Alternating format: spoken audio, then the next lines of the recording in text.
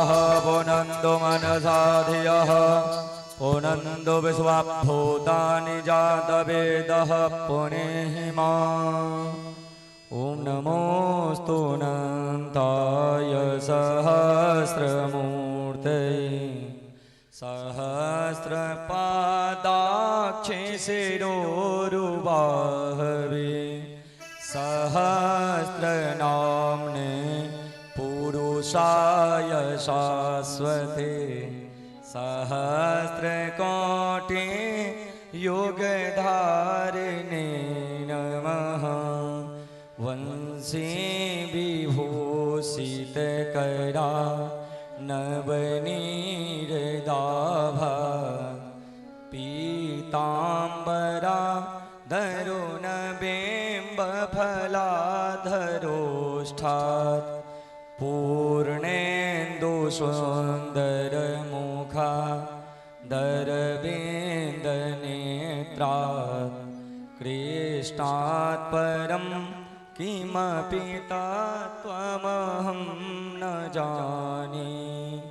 नमः सर्वहितार्थाय जगदाधारहेतवे साष्टाङ्गोऽयं प्रणामस्तु प्रयत्नेन मया कृतः। ॐ व्यासाय विष्णुरूपाय व्यासरूपाय विष्णवे नमो वै ब्रह्मनिधये वासिष्ठाय नमो नमः। नारायणं नमस्कृत्य नरं चैव नरोत्तमं देवीं सरस्वतीं व्यासं ततो जयमुदीरयितुं सर्वोपचारार्थे गन्धाक्षतपुष्पान् श्रीव्यासमुने नमः। ॐ हिरण्यगर्भः समावर्तताग्रे भूतस्य जातः पतिरेक आसीत् सदाधारपृथिवीं द्यामुते मां कस्मै देवाय हविषा विधेम। अतः आरार्तिक्यं ग्रहणं। ध्यान देव समस्त भक्त लोकेन ग्रामवासी लोकेन खष्टम दिवस के कथा आरंभ हो जा रहा है। जे श्रद्धालु भक्तजन कथा में भाग लेवा चाहे छी अति शीघ्र भागवत मंडप प्रांगण में अभियो कथा के श्रवण करी। और जे भक्त लोग कोनो कारणवश कथा मंडप प्रांगण में आबस असमर्थ छी तो घर बैसल ही यूट्यूब के माध्यम से देख सकै छी। आचार्य सरोज झा यूट्यूब पर सर्च मारबे और सब्सक्राइब करबे अहाँ के लाइव देख के भेटत। धन्यवाद। ओम ईशकर्पूरार्तिक्यम आवाहित स्थापित पूजित देवी देवता सहित श्रीमद्भागवत महापुराणाय नमः। श्री लड्डू गोपालाय नमः। ओम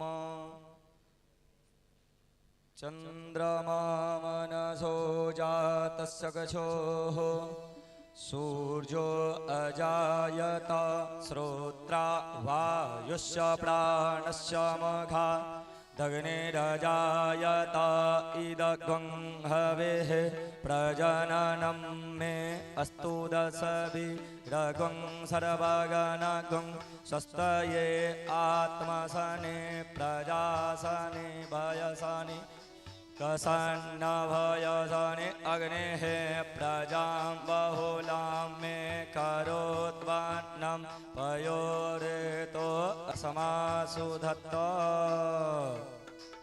कर्पूरगौरं करुणावतारं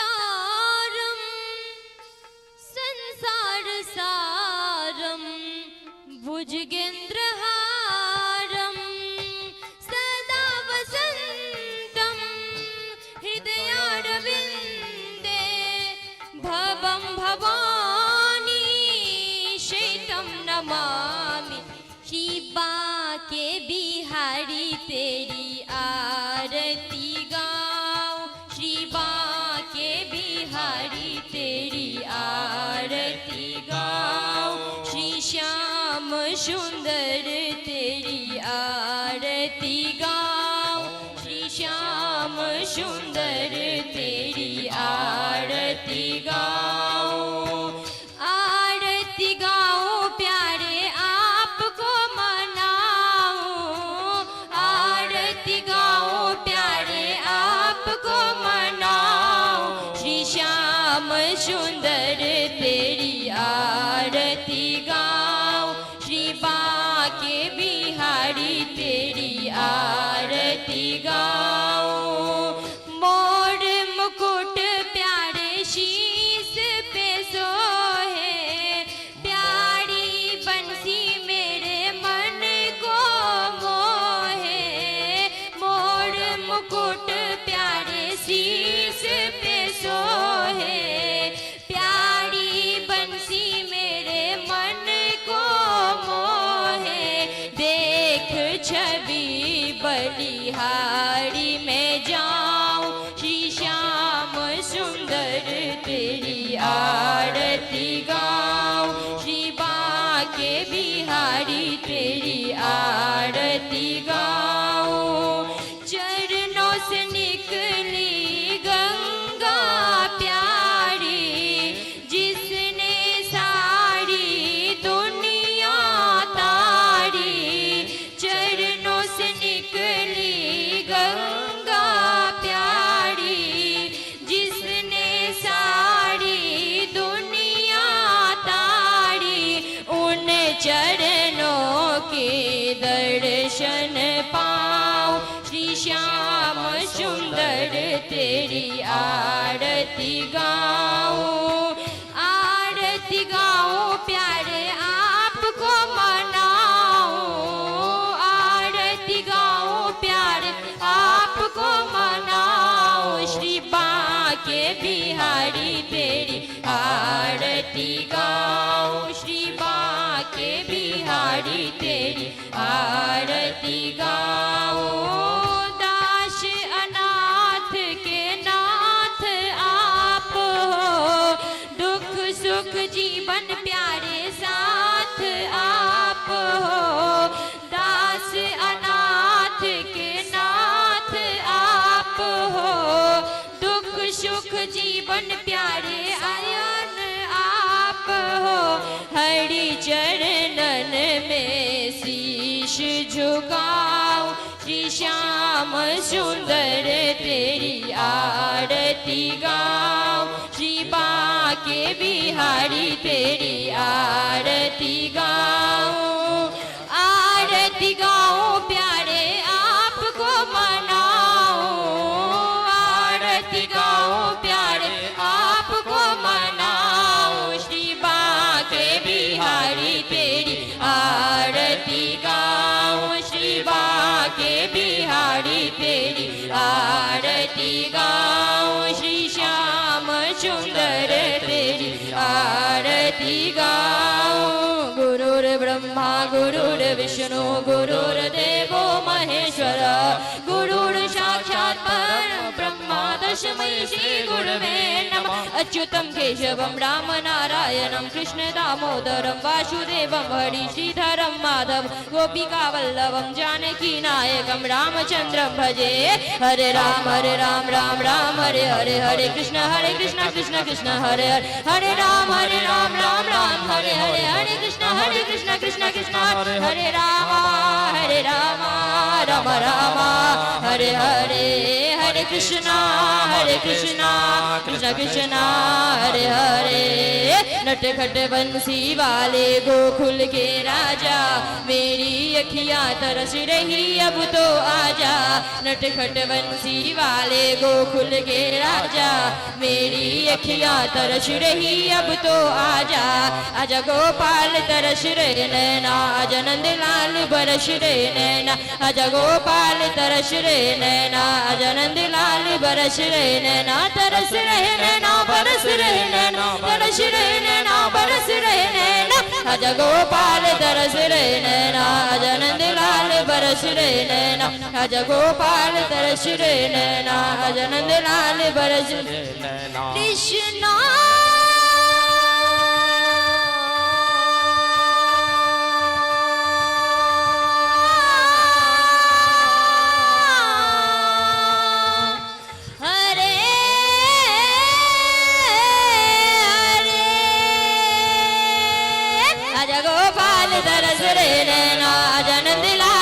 तरस रे नैना आजा गोपाल तरस रे नैना आजा नंदलाल बरस रे नैना आजा गोपाल तरस रे नैना आजा नंदलाल बरस रे नैना आजा गोपाल तरस रे नैना आजा नंदलाल बरस रे नैना। बोलिए बांके बिहारी लाल की, कृष्ण कन्हैया लाल की। ओम ये सकर्पूर आराधिक्यम आवाहित स्थापित पूजित देवी देवता सिद्ध श्री राधा कृष्णाभ्यां नमः। श्रीमद्भागवत महापुराणाय नमः।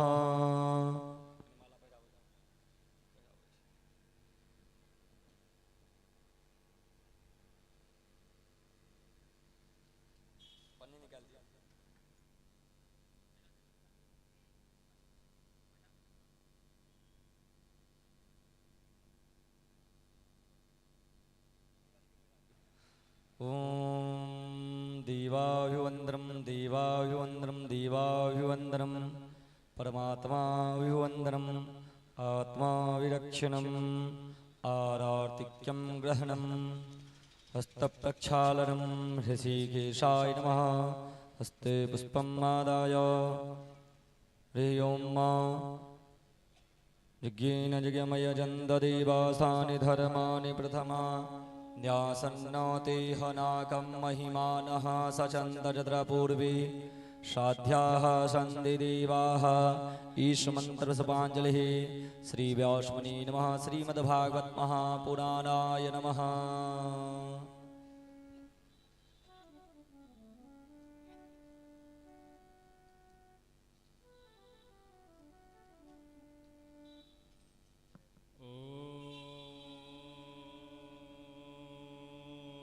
शांति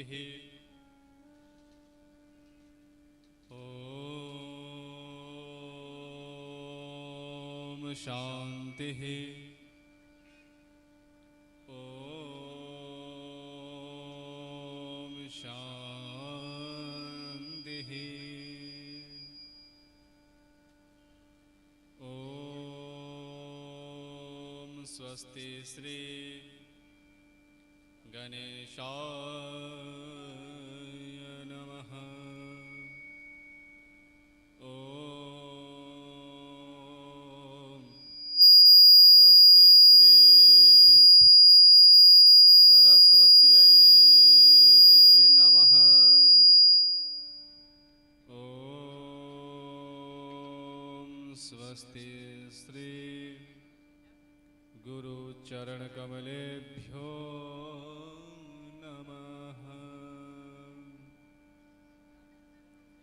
लंबोदर नमस्तुभ्यं शततं मोदकप्रिय निर्विघ्नं कुरु मे देव सर्वकार्येषु सर्वदा। नमस्ते शारदे देवी सरस्वती मति प्रदे वसत्वं मम जीवाग्रे सर्वविद्या प्रदा भव। अज्ञानतिमिरान्धस्य ज्ञानाञ्जलशलाकया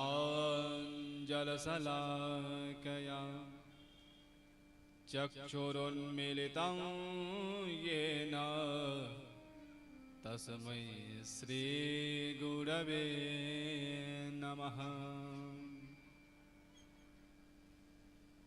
वंशी विभूषितकरान् नवनीहृदाभान्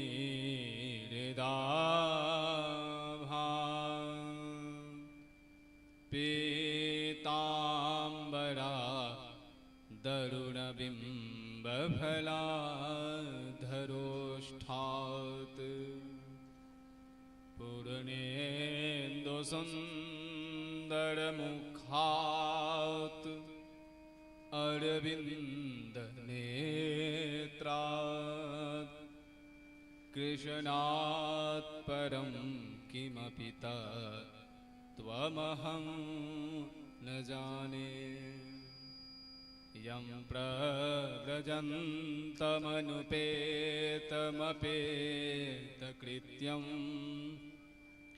द्वैपायनो विरहकातर्या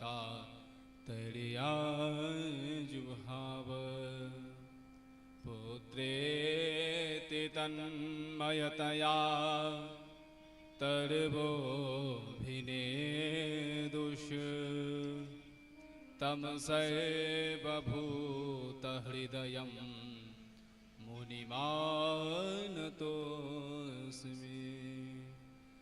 ध्येयं सदा परिभवाग्नमभीष्टदोहम्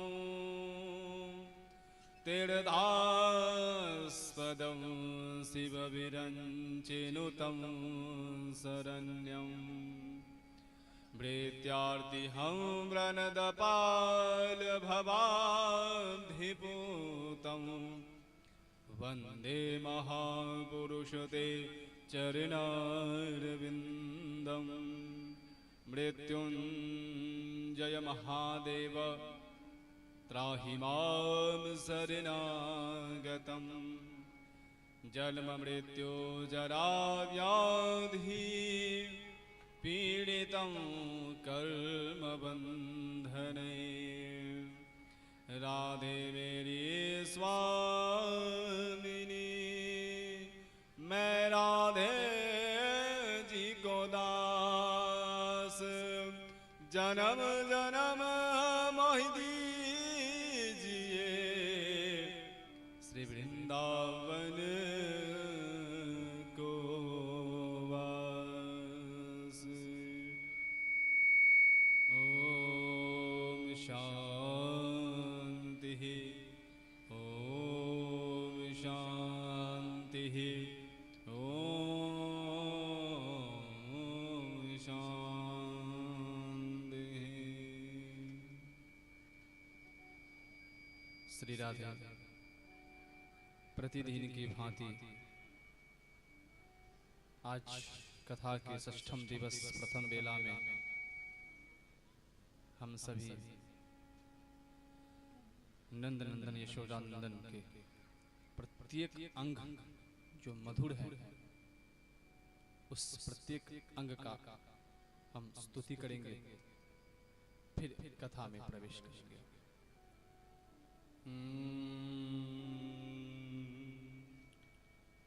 अधरं मधुरं वदनं मधुरं नयनं मधुरं हसितं मधुरम् अधरं मधुरं वदनं मधुरं नयनं मधुरं हसितं मधुरम् हृदयं मधुरं गमनं मधुरं हृदयं मधुरं गमनं मधुरं मधुराधिपतेरखिलं मधुरं मधुराधिपतेरखिलं मधुरं वचनं मधुरं चरितं मधुरं वचनं मधुरं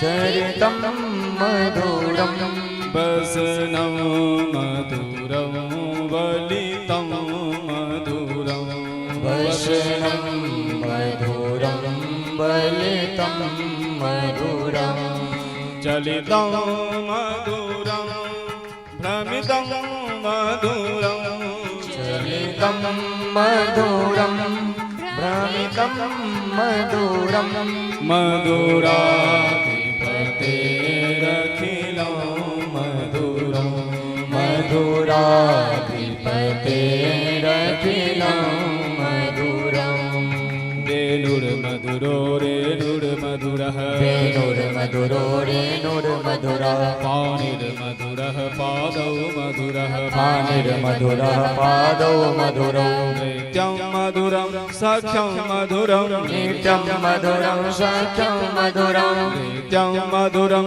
सख्यं मधुरं नित्यं मधुरं सख्यं मधुरं मधुराधिपतेरखिलं मधुरं मधुराधिपतेरखिलं मधुरं गीतं मधुरं पीतं मधुरं गीतं मधुरं पीतं मधुरं गीतं मधुरं पीतं मधुरं गीतं मधुरं पीतं मधुरं भोक्तं मधुरं सूक्तं मधुरं भोक्तं मधुरं सूक्तं मधुरं रूपं मधुरं तिलकं मधुरं रूपं मधुरं तिलकं मधुरं रूपं मधुरं तिलकं मधुरं रूपं मधुरं तिलकं मधुरं मधुराधिपतेरखिलं मधुरं मधुराधिपतेरखिलं मधुरं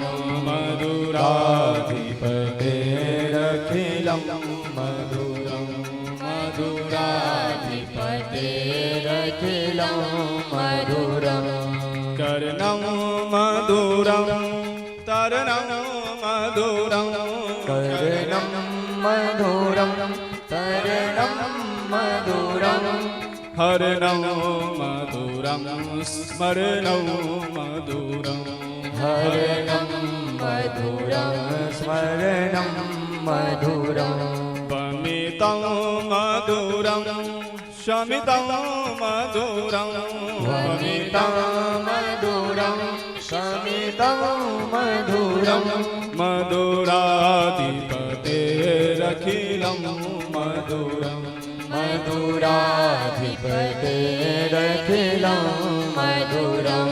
मधुराधिपतेरखिलं मधुरं मधुराधिपतेरखिलं मधुरं गुञ्जा मधुरा माला मधुरा गुञ्जा मधुरा माला मधुरा गुञ्जा मधुरा माला मधुरा गुञ्जा मधुरा माला मधुरा यमुना मधुरा वीची मधुरा यमुना मधुरा वीचे मधुरा यमुना मधुरा वीची मधुरा यमुना मधुरा वीचे मधुरा सलिलं मधुरं कमलं मधुरं सलिलं मधुरं कमलं मधुरं सलिलं मधुरं कमलं मधुरं सलिलं मधुरं कमलं मधुरं मधुराधिपतेरखिलं मधुरं मधुराधिपतेरखिलं मधुरं मधुराधिपतेरखिलं मधुरं मधुराधिपतेरखिलं मधुरं मीठी मीठी ताली बजवित रहियो।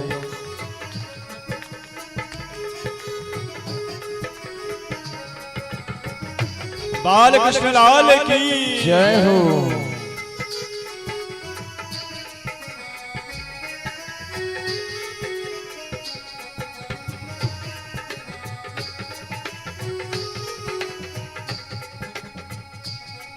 गोपी मधुरा लीला मधुरा गोपी मधुरा लीला मधुरा गोपी मधुरा लीला मधुरा गोपी मधुरा लीला मधुरा योक्तं मधुरं भोक्तं मधुरं योक्तं मधुरं मुक्तं मधुरं योक्तं मधुरं भोक्तं मधुरं योक्तं मधुरं मुक्तं मधुरं श्रेष्ठं मधुरं श्रेष्ठं मधुरं श्रेष्ठं मधुरं श्रेष्ठं मधुरं श्रेष्ठं मधुरं श्रेष्ठं मधुरं श्रेष्ठं मधुरं श्रेष्ठं मधुरं मधुराधिपतेरखिलं मधुरं मधुराधिपतेरखिलं मधुरं मधुराधिपतेरखिलं मधुरं मधुराधिपतेरखिलं मधुरं गोपी मधुरा गावो मधुरा गोपी मधुरा गावो मधुरा यष्टिर्मधुरा सृष्टिर्मधुरा यष्टिर्मधुरा सृष्टिर्मधुरा फलितं मधुरं फलितं मधुरं फलितं मधुरं फलितं मधुरं फलितं मधुरं फलितं मधुरं फलितं मधुरं फलितं मधुरं मधुराधिपतेरखिलं मधुरं मधुराधिपतेरखिलं मधुरं मधुराधिपतेरखिलं मधुरं मधुराधिपतेरखिलं मधुरं अधरं मधुरं वदनं मधुरं अधरं मधुरं वदनं मधुरं नयनं मधुरं हसितं मधुरं नयनं मधुरं हसितं मधुरं हृदयं मधुरं गमनं मधुरं हृदयं मधुरं गमनं मधुरं हृदयं मधुरं गमनं मधुरं हृदयं मधुरं गमनं मधुरं मधुराधिपतेरखिलं मधुरं मधुराधिपतेरखिलं मधुरं मधुराधिपतेरखिलं मधुरं मधुराधिपतेरखिलं मधुरं मधुराधिपतेरखिलं मधुरं मधुराधिपतेरखिलं मधुरं मधुराधिपतेरखिलं मधुरं मधुराधिपतेरखिलं मधुरं मधुराधिपतेरखिलं मधुरं मधुराधिपतेरखिलं मधुरं मधुराधिपतेरखिलं मधुरं मधुराधिपतेरखिलं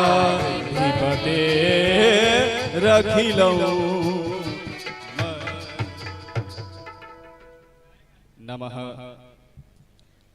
सभाभ्यः सभापतिभ्यश्च वो नमः। सर्वप्रथम श्री गणेश जी के चरण कमलों मेरा सादर प्रणाम वंदन नमन। मेरे कुल देवता इष्ट देवता के चरणों में सादर प्रणाम वंदन नमन। यहाँ के स्थान देवता श्री लक्ष्मी नारायण भगवान एवं श्री सूर्य नारायण भगवान के चरणों में प्रणाम वंदन। यहाँ के गाम देवता माँ भगवती आदि शक्ति स्वरूपा राजराजेश्वरी भगवती के चरणों मेरा प्रणाम। प्रातः स्मरणीय परम पूज्य श्री गुरुदेव जी के चरणों में प्रणाम वंदन नमन। यहाँ पर विराजित भक्ति शक्ति स्वरूपा माता एवं बहनों,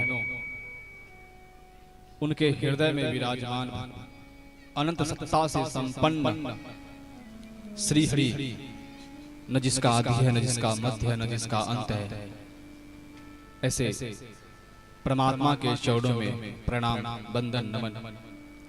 यहाँ पे विराजित संगीतज्ञ, उनके चरणों में प्रणाम वंदन। मूल कर्तारा ब्राह्मण, जप कर्तारा विद्वान ब्राह्मणों के चरणों में प्रणाम वंदन नमन।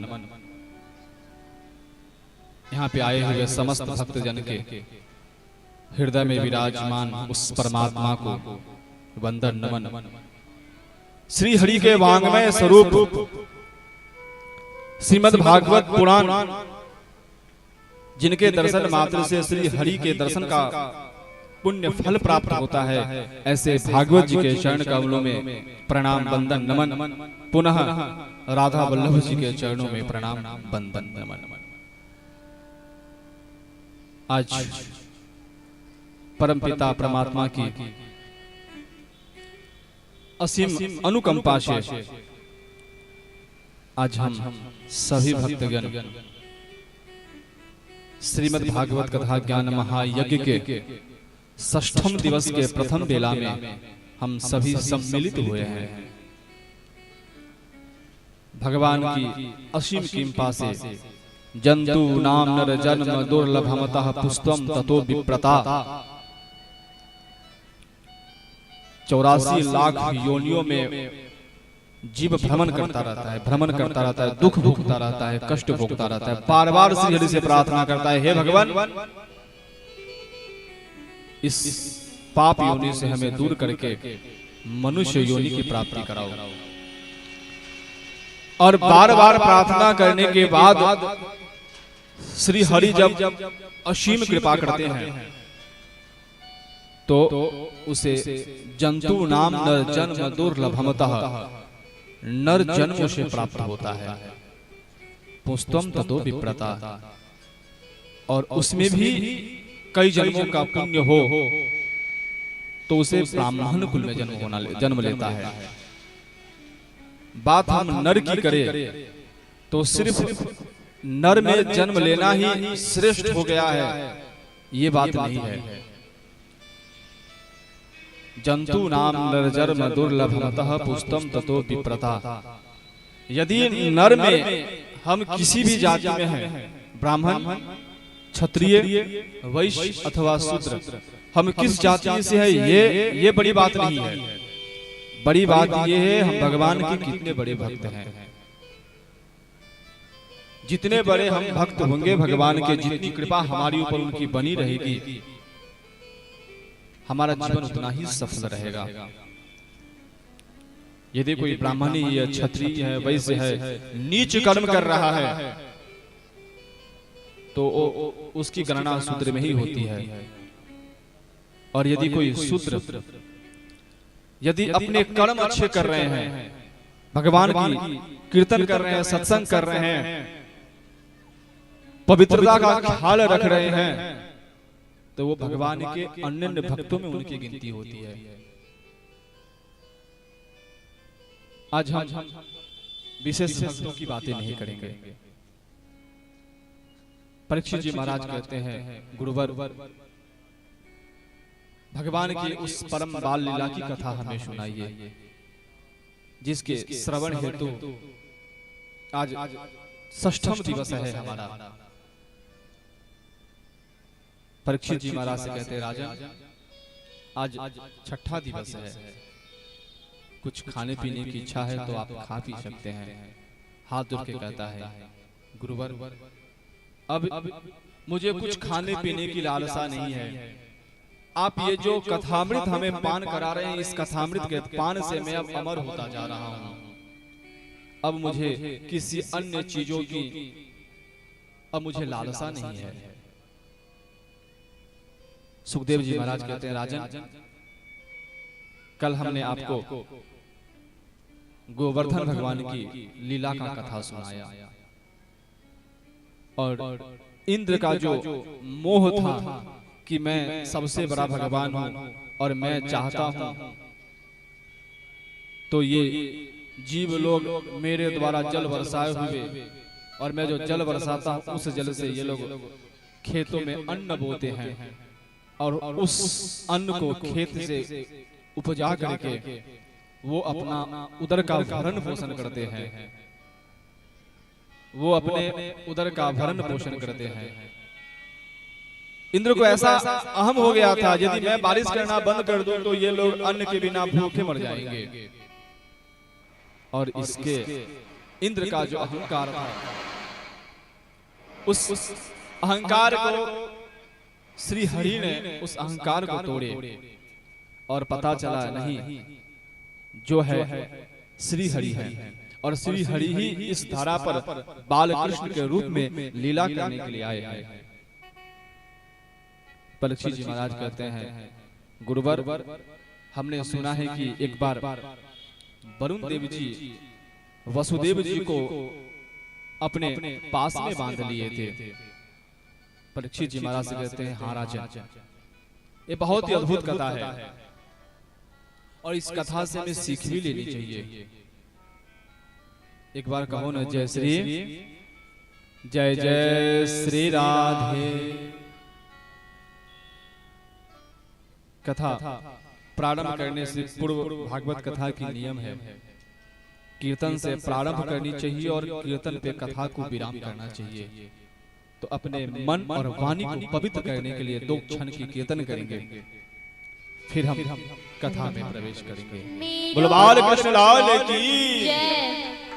मेरो राधा रमन गिरधारी, गिरधारी श्याम बनवारी। मेरो राधा रमन गिरधारी, गिरधारी श्याम बनवारी। मेरो राधा रमन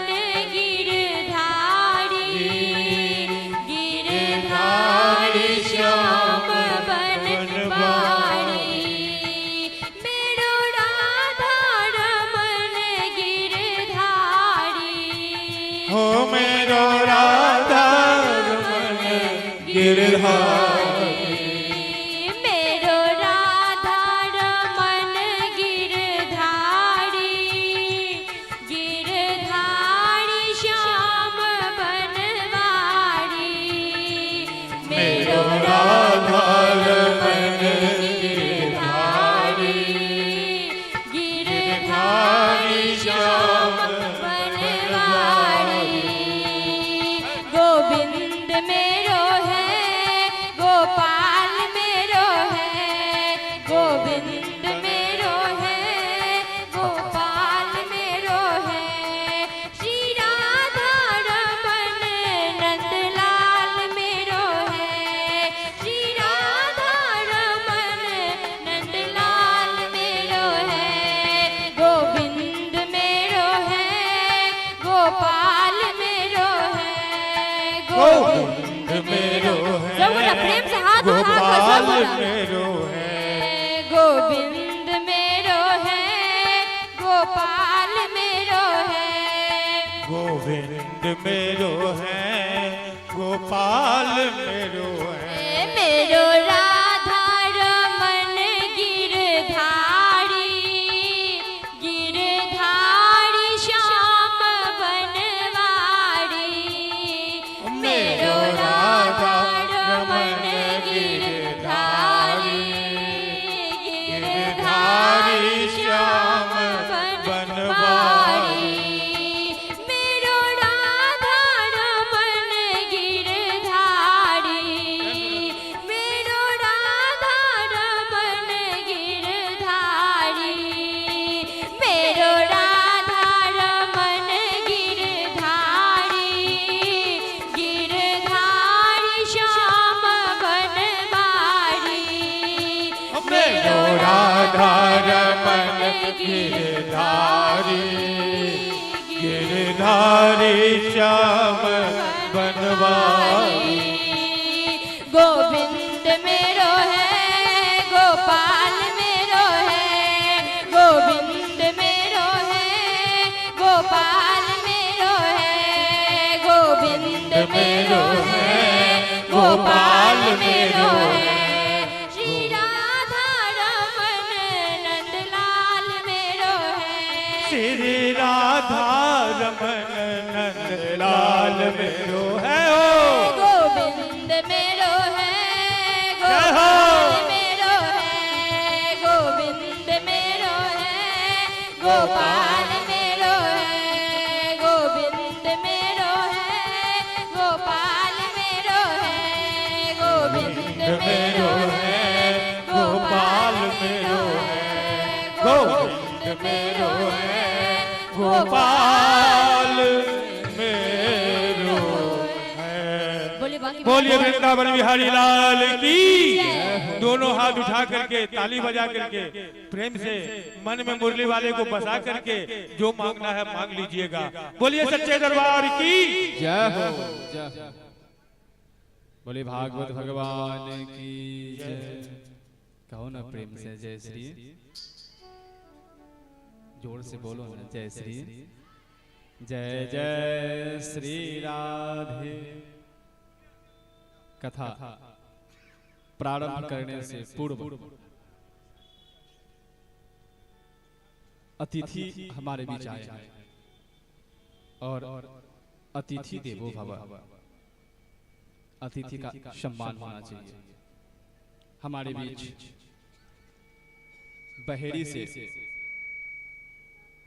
श्रीमान नीतीश कुमार यादव जी, प्रमुख प्रतिनिधि बहेड़ी सह युवा राज्य।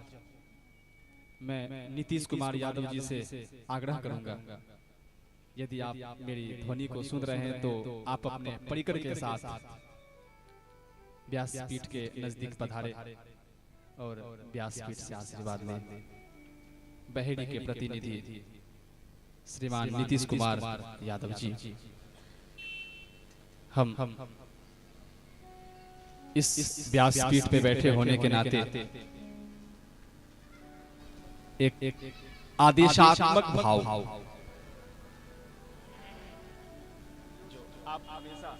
ॐ मायुवाचुवाचः परेपेच आगाच्च उत्श्रियान् भवति जायमानः तं धेरास कवय उन्नयन्ति साध्य मनसा देवयन्तः हरिः ओम्। आप ऐसे ही अपने प्रजा का पालन करते रहे, अपने कर्तव्य पथ पर दृढ़ रहे ये, और आपकी उज्जवल भविष्य के लिए व्यासपीठ से खूब खूब आशीर्वाद। आप श्रीमान हमेशा स्वस्थ रहे, मस्त रहे, आनंद रहे। बोली भागवत भगवान की। आइए आज की कथा में हम प्रवेश करें। वसुदेव जी महाराज एकादशी का व्रत किए हुए थे,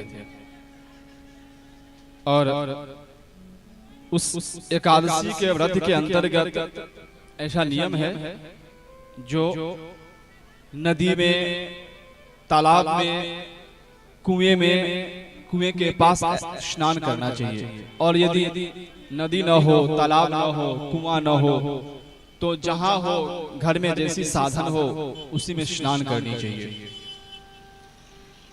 और वसुदेव जी महाराज एकादशी का व्रत किए हुए थे, और द्वादशी के स्नान करने हेतु मध्य रात्रि में ही उनकी नींद खुल गई, और रात्रि के निशा रात्रि था, 1 या 1:30 का ऐसा कुछ समय था। वसुदेव जी महाराज को लगा प्रातः काल हो गई है, ब्रह्म मुहूर्त का समय है, अब हमें नदी में स्नान करना चाहिए। वसुदेव जी महाराज वस्त्र आदि लिए और वस्त्र आदि लेकर के यमुना नदी में स्नान करने गए, और जैसे ही निशा रात्रि में यमुना नदी में स्नान करने के लिए प्रवेश किए, वैसे ही वरुण के दूतों ने वसुदेव जी महाराज को पकड़ लिए। प्रातः काल हुई, इधर वृंदावन में देखे श्री कृष्ण हमारे पिताजी नहीं दिख रहे हैं, प्रातः काल से कहां गए। किसी ने कहा कि आज द्वादशी है और पिता श्री प्रातः काल ही मध्य रात्रि में ही यमुना जी में स्नान करने गए हैं, अभी तक वहां से लौटे नहीं है। श्री कृष्ण को पता चला, गए और यमुना महारानी से कहते हैं वरुण देव ने हमारे पिता को लगता है पास में बांध लिया है, ये बात सत्य है क्या? यमुना महारानी कहती है हाँ, ये वरुण देव आपके पिताजी को बांध के रखा है इस जल में। बड़ी क्रोधित हुए, मेरे पिताजी को बांध करके रखा, ऐसा क्या अपराध किया मेरे पिताजी ने? वरुण देव जी हाथ जोड़ के सामने खड़े हो गए, मेरी अपराधों को क्षमा कीजिए भगवान, आप क्रोधित ना हो, ये पूरे समाज को सीख मिले इसके लिए मैंने आपके पिताजी को बांध करके रखा है। कैसी सीख? आपके पिताजी मध्य रात्रि में यमुना जी में स्नान करने के लिए आए, और मध्य रात्रि का जो समय है वो नदी में, तालाब में, कुएं में स्नान करना वर्जित है। कहो न जय श्री। हाँ, याद रखिए, कभी भी हमेशा निशा रात्रि में कभी भी नदी में, तालाब में, कुएं के पास कभी स्नान नहीं करना चाहिए। इससे क्या होता है, वरुण देव जी का अपराध होता है और इसका बहुत बड़ा पाप लगता है हमें। वरुण देव जी कहते हैं इसीलिए मैंने आपके पिताजी को यहाँ बांध करके रखा है, और आप मेरी अपराधों को क्षमा कीजिए भगवान, आप अपने पिताजी को लेकर के जाइए। और इस कथा से यही सीख हमें मिली, जो मध्य रात्रि में कभी भी स्नान नहीं करना चाहिए तीर्थों में। भागवत जी की अद्भुत कथा, पंच प्राण। भागवत जी के जो 5 अध्याय हैं दसम स्कंद के,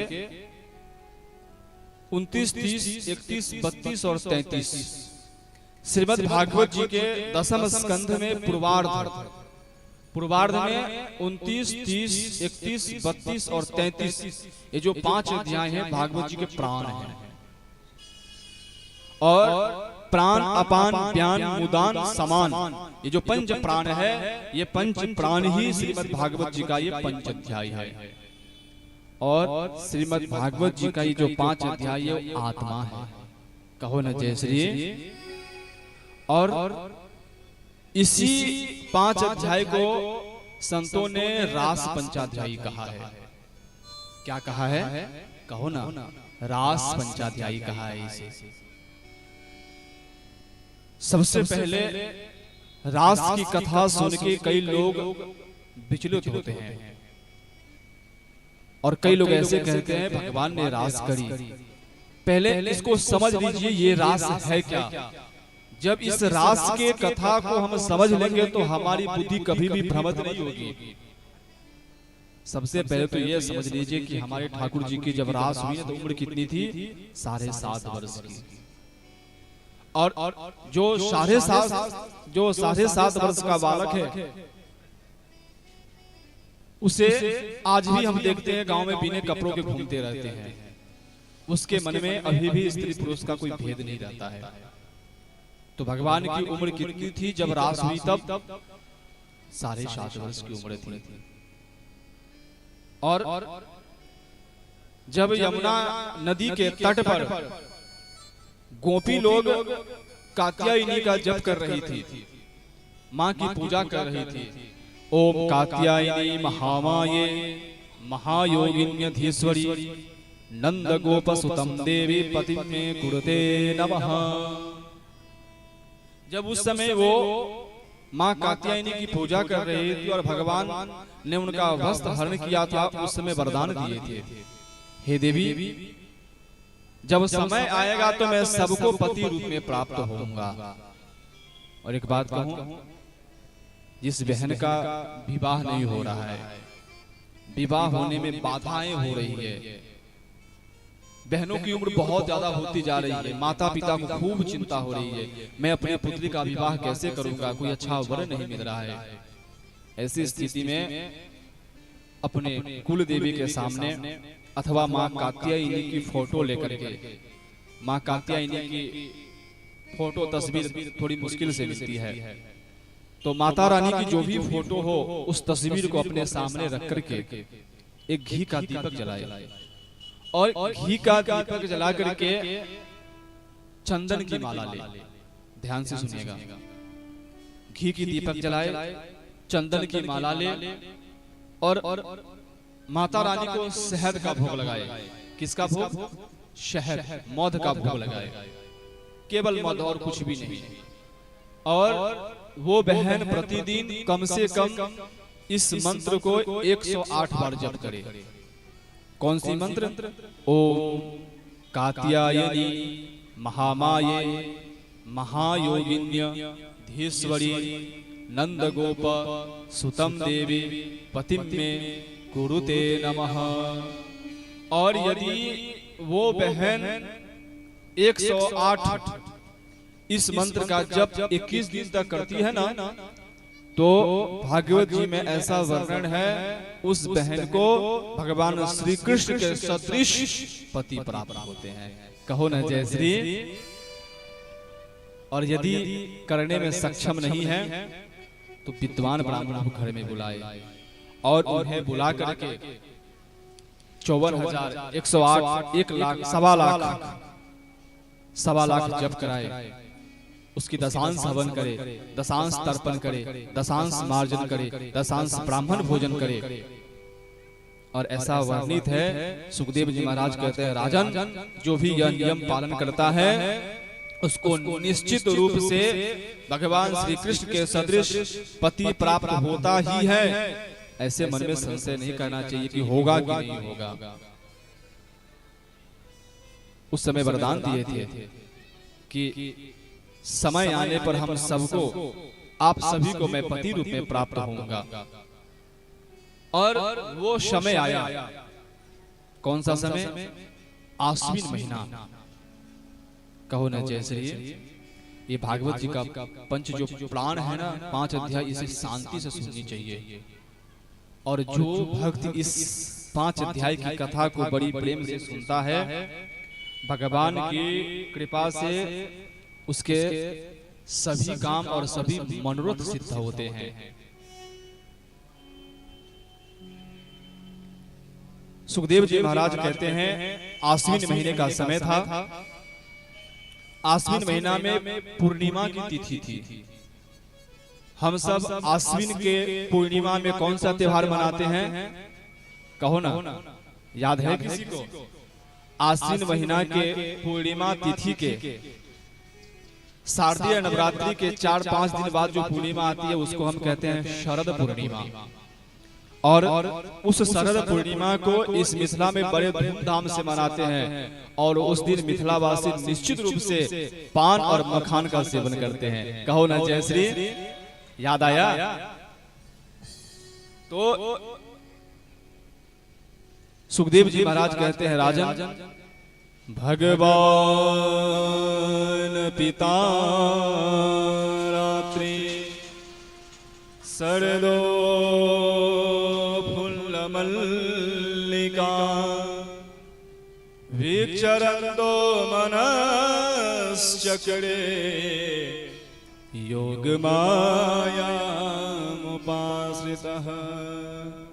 पूरा शिवरंजनी में चलो श्री राधे, पूरा शिवरंजनी में चलो।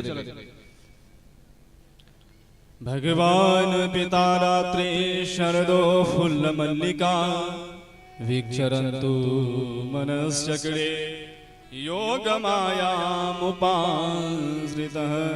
सुखदेव जी महाराज कहते हैं, राजन, वो समय आ गया। आश्विन महीना की पूर्णिमा तिथि शरदो फुल्ल मल्लिका। उस समय में सारे वृक्ष, सारे पेड़ पौधे सब प्रसन्न हैं। विचरन्तु मनश्चक्रे योगमायामुपाश्रितः। परीक्षित, उस समय भगवान श्री कृष्ण ने योग माया का आश्रय लिया। और उस योग माया का आश्रय लेकर के आज बड़ी प्यारी बंसी बजाई है गोविंद ने। निसौम्य गीतम तदनंगवर्धनम ब्रजस्त्रिय कृष्ण गृहीत मानसा। बड़ी प्यारी बंसी बजाई आज गोविंद ने, बड़ी मीठी बंसी बजाई आज। और ये बंसी की धुन उसी को सुनाई दे रही है जो भगवान कृष्ण से प्रेम कर रहे हैं। और उन गोपियों को सुनाई दी जो यमुना नदी के तट पर श्री कृष्ण को पति रूप में पाने के लिए मां कात्यायनी की पूजा करी थी। वो गोपियों को आज सुनाई दे रही है बंसी। उन्हें ख्याल आया, आज मेरे गोविंद मुझे बुला रहे हैं। प्यारी बंसी की जैसे धुनी सुनी, कोई गोपी अपने बच्चों को स्तनपान करा रही थी। छोड़ दी बच्चे को, दौड़ी बंसी की धुनी सुनकर के गोविंद के पीछे। कोई गोपी श्रृंगार कर रही थी। एक आंखों में काजल लगी है, दूसरे आंखों में काजल लगाना बाकी ही है। छोड़ दी, दौड़ी बंसी की धुन सुन करके। कोई गोपी गौदुहन कर रही है और उस गौदुहन करते करते छोड़ दी गौदुहना, दौड़ी बंसी की धुन सुन करके। कोई गोपी अपने पति की सेवा कर रही थी और उस पति की सेवा करती करती बंसी की धुन सुनी, छोड़ दी अपने पति की सेवा करना, दौड़ी बंसी की धुन सुन के। कोई गोपी अपने सास ससुर की सेवा कर रही थी और छोड़ दी सास ससुर की सेवा करना, दौड़ी अपने बंसी के धुन सुन के अपने गोविंद के पीछे। परीक्षित जी महाराज प्रश्न करते हैं, गुरुवर, कृष्णम विदुः परः कांतम परीक्षित जी महाराज, मैं शंका, हे गुरुवर, मैं शंका नहीं कर रहा हूँ, लेकिन एक जिज्ञासा है हमारे मन में। ये हमारे मन में नहीं, ये जितने भी मनुष्य होंगे सबके मन में जिज्ञासा होगी। कृष्णम विदुः परं कांतम, कृष्णम तो भगवान श्री कृष्ण तो परम योगेश्वर हैं, योगियों के भी योगी हैं। तो फिर इस आधी रात में बंसी बजाई और सभी गोपियों को उन्होंने बुलाया, ये आधी रात में बंसी बजा करके सभी गोपियों को बुलाना ये उचित था? सुखदेव जी महाराज ने से परीक्षित बड़ी अच्छी प्रश्न पूछी है। कामम क्रोधम भयम स्नेहम। परीक्षित, ये जितनी भी गोपियां दिख रही है ना, ये गोपियां पूर्व जन्म में बड़े बड़े तपस्वी थे, बड़े बड़े ऋषि थे, बड़े बड़े योगेश्वर थे, और उन्होंने भगवान श्री कृष्ण से उसमें वरदान मांगा था। वो सभी ऋषियों ने, जो मैं ब्रज में आकर के मैं गोविंद का लीला का दर्शन करना चाह रहा हूँ। हे भगवान, मैं आपकी रास का दर्शन करना चाह रहा हूँ। और वही वरदान आज सारे गोपियों की पूरा हो रही है, और सारे ऋषि मुनि आज इस ब्रज में सब गोपी बन के आए हैं। और गोपी ही नाम प्रेम का है। हमने कल भी कहा था कि गोपी किसी स्त्री का नाम नहीं है, गोपी किसी पुरुष का नाम नहीं है, गोपी किसी बच्चे का नाम नहीं है, गोपी किसी बूढ़े का नाम नहीं है, गोपी समस्त जीव का नाम है। और परीक्षित बस भगवान से प्रेम करना सीखे। कामम क्रोधम भयम स्नेहम। परीक्षित भगवान से प्रेम करना सीखे। यदि काम से हो तो काम से उनकी भक्ति करे। क्रोध हो भगवान से दुश्मनी करनी तो अच्छे से दुश्मनी करे, भगवान उसको भी पार लगाते हैं। श्रोहिद मेव च, यदि भगवान से मित्रता करनी है ना तो अच्छे से मित्रता करे। भगवान को यदि भाई बनाना तो अच्छे से भाई बनाए, कृष्ण को यदि पति बनाना हो तो अच्छे से पति बनाए, पूरी भरोसा रखे उन पर। एक बात कहूं, वो समय याद है? कहो ना जय श्री। वो समय याद है उस महाभारत में जब वो दुशासन द्रौपदी की साड़ी खींच रहा था। उस समय पहले तो द्रौपदी दोनों हाथों से अपने साड़ी को पकड़ करके रखी थी, और गोविंद गोविंद कह रही थी। गोविंद आए नहीं आए। उन्होंने एक हाथ से साड़ी पकड़ी, दूसरी हाथ ऊपर करी, गोविंद मेरी रक्षा करो, गोविंद मेरी रक्षा करो। गोविंद आए और नहीं आए। परीक्षित जैसे ही द्रौपदी दोनों हाथ ऊपर करके हे द्वारकाधीश मेरी आप रक्षा कीजिए, और जैसे द्रौपदी ने अपना सर्वस्व गोविंद को सौंप दिए, भगवान को आने में क्षण भी नहीं लगा और वस्त्रारूप लेकर के द्रौपदी की रक्षा करी। कहने का तात्पर्य यह है परीक्षित, यदि भगवान पे भरोसा करना है तो पूरी भरोसा होनी चाहिए। ऐसा नहीं आधी हम और आधी आप ले ले। भगवान पे यदि पूरा भरोसा होता है तो भगवान उसकी निश्चय रूप से उसकी रक्षा करते हैं। परीक्षित वो जितने भी गोपी थे ना, कोई काम से, कोई क्रोध से, कोई मित्रता से, कोई भाई, कोई पति, सब उनको मान रहे हैं और बोल रहे हैं जो है हमारे गोविंद हैं। और ये सुन करके सारी गोपियां आई, और जब सारी गोपियां आ गई ना तो बंसी बजाना बंद कर दिए गोविंद। कहो ना जय श्री। सुन रहे हैं ना आप प्रेम से? हाँ, बंसी बनाना छोड़ दिए और कहते हैं हाथ जोड़ के, स्वागतम भो महाभागा। हे महाभागा, गोपी का आप सभी का स्वागत है। आइए सभी आइए, आप सबको हम स्वागत करते हैं। आइए बैठिए। प्रिय किं वदकारिणः ब्रजस्यागमनम कश्चित् ब्रूतागमन कारणम्। बहुत अच्छा हुआ आप लोग आए, आपका सबका स्वागत है, आइए। लेकिन एक बात बताइए गोपियों, ये आधी रात में आना उचित है क्या तुम लोगों का? श्री कृष्ण कहते हैं, अरे गोपियों, ये आधी रात में ये आना उचित था। ब्रूतागमन कारणम, आने का कारण तो बताइए आप लोग, आधी रात में क्यों आए हैं आप लोग? गोपियां हंसी, हाथ जोड़ कहती है, गोविंद ये कैसी बात है? अभी अभी तो आपने बंसी बजाई और बंसी बजा करके आपने अभी अभी हमको बुलाया, और जब हम आ गए तो कहते हैं भूतागमन कारणम, अपने आगमन का कारण बताओ। गोविंद ये कैसी बात है? गोविंद कहते हैं ठीक है, मैंने बंसी बजाई, आप सभी लोग आए, अब ठीक है मैंने बंसी बजाई, आप लोग आ गए, अब आपका काम हो गया ना, अब आप जाइए। गोपियां कहती नहीं गोविंद, अब मैं आ गई हूं, अब मैं नहीं जाऊंगी। गोविंद कहते हैं ये कौन सी बात है, अपने बच्चों को छोड़ के आना ये कोई अच्छी बात है क्या? एक गृहस्थ में एक जो माताएं होती है उसका क्या धर्म होता है? अपने बच्चों की सेवा करे, अपने पति की सेवा करे, अपने सास ससुर की सेवा करिए, गृहस्थों का पालन करे। गोपी, मुझे लगता है आपने अपने बच्चों को स्तनपान करा रही तो उसे छोड़ करके आ गई, ये उचित है क्या? एक गोपी कहते हैं आपने अपने पति को छोड़ के आ गए हैं, ये उचित है क्या? सास ससुर की सेवा कर रही थी, आप छोड़ करके आ गई, ये उचित है क्या? ये सब उचित नहीं है, सब जाइए अपने अपने घर को जाइए।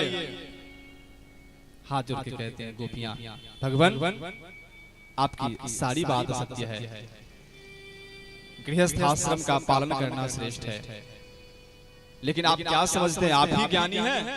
गोपियां कहती है गोविंद मैं भी बहुत बड़ी ज्ञानी हूं। अच्छा, सभी गोपियां हाथ जोड़ के एक साथ खड़ी हो गई और कहती है गोविंद यदि आपकी इच्छा हो तो मैं एक बात बोलूं? गोविंद कहते हैं बोलो, जो भी है बताओ। गोपियां कहती है मैं एक छोटी सी कथा सुनानी चाहती हूँ। सुनाओ कौन सी कथा है? गोविंद एक बात मैं आपसे पूछती हूँ, आप उसका उत्तर आप सही सही देना। कहो न जयश्री, गौर से सुनना कथा। गोपियां कहती हैं भगवान एक बात बताइए, एक बहुत ही पतिव्रता स्त्री है, अपने पति की खूब सेवा करती है, खूब सेवा करती है, जब तक अपने पति को भोजन न करा देती तब तक खाती नहीं, जब तक अपने पति को सेवा करके सुला नहीं देती तब तक सोती भी नहीं थी। बहुत धर्मात्मा थी और पति की खूब सेवा करती थी। लेकिन एक ऐसा समय आया जो उस पति को 1 महीने के लिए बाहर जाना पड़ा। जब वो बाहर जाने लगे तो बहुत रोई, हे प्राणनाथ मैं कैसे रहूंगी आपके बिना। उन्होंने एक निर्देश दिया, सुन जब तक मैं 1 महीने में बाहर से आता हूं तब तक एक मेरे ही स्वरूप का एक प्रतिमा तू घर में बना ले। और ऐसा कह करके वो चले गए। इधर वो जो पतिव्रता स्त्री थी वो घर में अपनी पति की मूर्ति बना ली, और घर में पति की मूर्ति बनाने के बाद जो सेवा अपनी साक्षात पति की करती थी वही सेवा उस मूर्ति की करने लगी। उस उठते ही प्रतिदिन उस मूर्ति को स्नान कराना, तिलक लगाना, भोग लगाना, उनकी चरणों की सेवा करना, रात्रि काल में उनकी चरणों की सेवा करके उनको वस्त्र उठा करके खुद सोने जाना। ऐसा करते करते करते उस स्त्री की 1 महीना बीत गया। दोपहर का समय था, वो अपने पति को स्नान करा करके उस मूर्ति में अपने हाथों से भोजन करा रही थी। गोपियां कह रही हैं कृष्ण से, गोपियां कहती है वो भोजन करा रही थी और भोजन करा ही रही थी, 1-2 निवाला हुआ ही था। उसी समय दरवाजे पे खटखट की आवाज आई, और जैसे ही खटखट की आवाज आई तो वो दरवाजा खोली, और जैसे ही दरवाजा वो पति बसता स्त्री खोली तो वो देखी कि उसके साक्षात पति खड़े हैं। अब वो विस्मित हो गई, मैं उस मूर्ति की सेवा करूं या उस पति की सेवा करूं? गोपी कहती है भगवान आप इसका आप ही उत्तर दीजिए। जब उस पतिव्रता स्त्री उस मूर्ति की सेवा कर रही है और उसके साक्षात पति उसके द्वार पर आके खड़े हैं, तो उस पतिव्रता स्त्री को क्या करना चाहिए? उस मूर्ति की सेवा करनी चाहिए या साक्षात पति की सेवा करना चाहिए? कहो ना जयश्री, बताओ ना किसकी सेवा करनी चाहिए? बताइए, उस मूर्ति की या उस साक्षात पति की? भगवान कृष्ण कहते हैं ये तो आम बात है। जब उसके असली पति आके द्वार पे खड़े हैं तो उस मिट्टी के मूर्ति की पूजा करने से क्या लाभ है? उस मिट्टी की मूर्ति को छोड़ देना चाहिए और उस असली पति की पूजा करनी चाहिए। गोपी हाथ जोड़ कहती है, भगवान यही तो मैं आपको बता रही हूँ। मैं संसारी हूँ और मेरे जो संसार के जो भी पति है ना, ये सब मिट्टी के बने पुतले हैं और आज मेरे साक्षात मेरे पति आप मेरे सामने खड़े हैं, तो आप ही बताइए मैं उस मिट्टी की पूजा करूं या गोविंद आपकी पूजा करूं? बताइए। भगवान कहते हैं, गोपी तू भी बड़ी ज्ञानी है। और उस समय भगवान गोविंद रास प्रारंभ करते हैं। रास प्रारंभ हुई। जब रास प्रारंभ हुई तो कुछ गोपियों को लगा कि गोविंद मेरे साथ ही हैं, कुछ को लगा नहीं उसके साथ नहीं, ये गोपी मेरे कृष्ण मेरे साथ हैं। एक ऐसी योग माया का आश्रय ले लिए थे, योग माया मुपासतः, जो एक दूसरे को गोपी दिखाई नहीं देती थी। उसे लगता था गोविंद सिर्फ मेरे साथ है और किसी के साथ नहीं है। और धीरे धीरे धीरे धीरे सारे गोपियों को मन में अहंकार हो गया। कहो न जयश्री फिर से संकेत करते हैं सुखदेव जी महाराज, जीवन में कभी भी भगवान के भक्तों को अहंकार नहीं होना चाहिए। यदि अहंकार होता है तो उसको पतन होने में तनिक भी समय नहीं लगता है। और जैसे ही गोपियों को अहंकार होने लगा, धीरे धीरे करके सभी गोपियों को छोड़ते गए छोड़ते गए छोड़ते गए। और भागवत जी में सुखदेव जी महाराज कहते हैं, बड़ी गोपी को भगवान श्री कृष्ण साथ में लिए और वहां से अदृश्य हो गए। संतों का कहना है माँ राधा रानी जो है ना, वो सुखदेव जी के गुरु हैं और कभी भी अपने गुरु का नाम नहीं लेना चाहिए। इसीलिए सुखदेव जी महाराज कहते हैं, बड़ी गोपी को भगवान कृष्ण लिए और वहां से अदृश्य हो गए। और जैसे ही अदृश्य वहां से हो गए, योग माया वहां से समाप्त हो गया। और सभी गोपी एक दूसरे को देख रही है, अरे गोविंद कहाँ गया, गोविंद कहाँ गया, गोविंद कहाँ गया। सभी गोपियां रो रही है, अरे गोविंद कहाँ है, कहाँ हो गोविंद। सभी गोपियां कहती है, चलो अब अपने गोविंद को खोजेंगे, मेरे गोविंद कहाँ चले गए। पत्तों से पूछ रहे हैं, पेड़ों से पूछ रहे हैं। एक गोपी कहती है, देख देख ये तुलसी जी है ना, हम इनसे पूछते हैं, ये बताएगी मेरे प्राण वल्लभ मेरे गोविंद कहाँ गए हैं। एक गोपी कहती है, नहीं नहीं ये कभी नहीं बताएगी। यदि मेरे जीवन की सबसे बड़ी कोई सौतन है तो ये तुलसी है, ये कभी नहीं बताएगी गोविंद कहाँ गए हैं।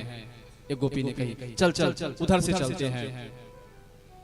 वृक्षों से पूछने लगी, पत्तों से पूछने लगी, मेरे गोविंद को देखा है, मेरे गोविंद को देखा है। किसी ने नहीं कहा नहीं मेरे गोविंद को नहीं देखा। एक गोपी ने कहा, देख देख देख इधर से देख, इस बालू में चरण चिन्ह दिखाई दे रहे हैं, 4 चरण चिन्ह, 2 गोविंद के, 2 राधा रानी के चरण चिन्ह दिखाई दे रहे हैं।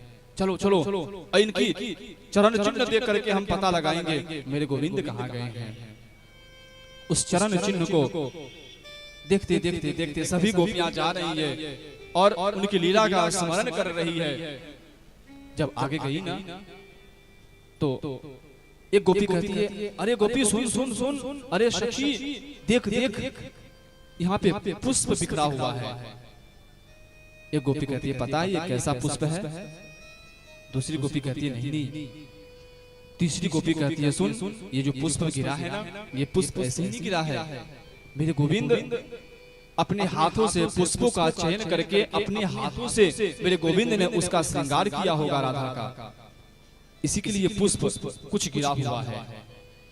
कई तो थोड़ी थोड़ी एक एक पुष्प गिरा हुआ था। एक गोपी कही, चल चल इधर से ही चल, इसी के रास्ते से गोविंद मिलेंगे, चल। और जब आगे गई ना तो 4 चरण नहीं 2 ही चरण उन्हें दिखाई दिए।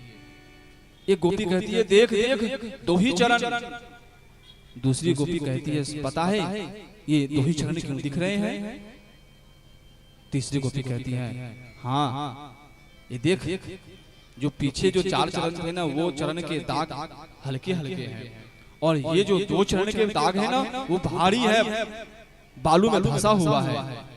चौथी गोपी कहती है पता है मुझे, पता चला क्या हुआ, क्या लग रहा है राधे रानी चलते चलते थक गई होगी ना, तो गोविंद उसको खुद उठा करके अपने कंधे पर बैठा लिए होंगे। जब आगे गए ना तो देखे कि चरण चिन्ह गायब हो गया है। कहो ना जय श्री, देखे कि चरण चिन्ह गायब हो गया है। एक गोपी कहती है अरे देख देख चरण चिन्ह तो गायब हो गया, दिख नहीं रहा है कहाँ गया। एक गोपी कहती है लगता है अब ये अदृश्य होकर के भगवान राधा जी के साथ रास कर रहे होंगे। बोले नहीं नहीं ऐसा नहीं है। एक गोपी कहती है अरे देख देख इधर देख इधर देख, उस पेड़ से कोई लटका हुआ लटकी हुई है, देख देख। सारी गोपी दौड़ते दौड़ते गई, देखी वो कोई और नहीं राधा रानी ही थी। राधा रानी कहते मुझे नीचे उतारो सखी, मुझे नीचे उतारो। कहीं नहीं नहीं तू मेरी सबसे बड़ी सौत है, मैं तुझे नीचे नहीं उतारूंगी। एक गोपी ने उसे जैसे तैसे करके नीचे उतारी। कहती है ये हमारे जैसे ही हो गई अब तो। एक गोपी कहती है अरे राधा जी ये तेरी हालत कैसी हुई, इस पेड़ से कैसे लटक गई। राधा जी कहती है जब मैं पहले तो मैं गोविंद के साथ चल रही थी, गोविंद के जब साथ चलते चलते जब मैं आगे बढ़ी तो गोविंद ने खूब श्रृंगार किया पुष्पों से मेरा, और मैंने कही गोविंद अब मैं थक गई हूँ, क्योंकि मेरे मन में भी हो गया गोविंद सबसे ज्यादा प्रेम यदि किसी से करते हैं तो मैं हूँ। और जैसे मेरे मन में अहंकार हुआ ना सखियों, तब मैं उनसे आग्रह किया कि मैं आपके कंधे पे बैठना चाहती हूँ। और जैसे मैं कंधे पर बैठी और मैं चंचलता दिखाने लगे, जैसे ही मैं इस टहनी को पकड़ी गोविंद नीचे से गायब हो गए। और आज मैं भी तेरे जैसे दुखी होने लगी। सभी दुखी होकर के भगवान की लीला का स्मरण कर रहे, गोविंद अब आ जाओ, गोविंद अब आ जाओ, अब ये दुख हमसे सहा नहीं जा रहा है, गोविंद अब मुझे दर्शन दो। एक गोपी कहती है ऐसे गोविंद दर्शन नहीं देंगे, एक काम करना उनके लीला का स्मरण करते हैं हम। एक गोपी क्या की पूतना बन गई, एक गोपी कान्हा बन गई और पूतना की लीला का स्मरण करने लगी। एक गोपी क्या की तृणावत बन गई और उस तृणावत की लीला का स्मरण करने लगी। एक गोपी क्या की छोटे छोटे पत्थरों को उठा ली और गोवर्धन लीला की स्मरण करने लगी, उनके लीलाओं का स्मरण करने लगी। और एक गोपी कहती है नहीं गोविंद ऐसे नहीं मिलेंगे। तो बोले जो चीज जहां खोई हो उसे वहीं ढूंढना चाहिए। और सारी गोपी पुनः यमुना जी के तट पर आ गई और सभी भगवान की स्तुति कर रहे हैं। गोविंद अब बहुत हुआ, अब सहा नहीं जा रहा है, यदि गोविंद अब यदि तुम नहीं आओगे तो मैं अपने प्राणों को यहीं त्याग दूंगी। गोविंद तुझे आना पड़ेगा, तुझे आना पड़ेगा। कहो ना जय श्री। आइए ना एक भजन के माध्यम से कैसे बुला रही है राधा रानी, श्रवण करते हैं। बोले राधा रानी सरकार की।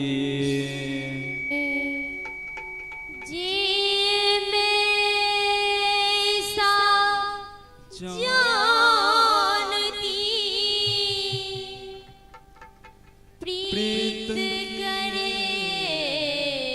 दुख होय, नगर ढिढोरा पीटती,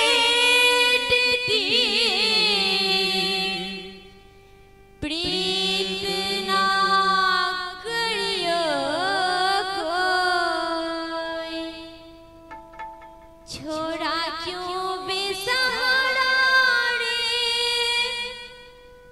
तूने हमको कन्हैया, छोरा क्यों बेसहारा रे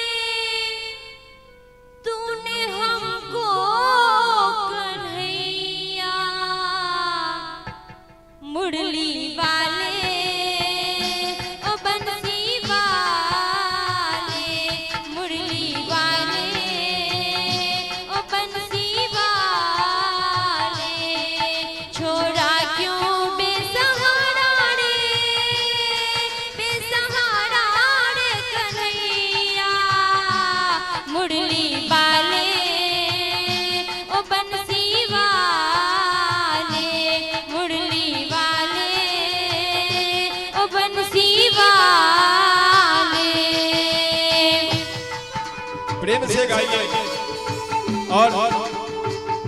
आपके ही भक्त हैं भगवान।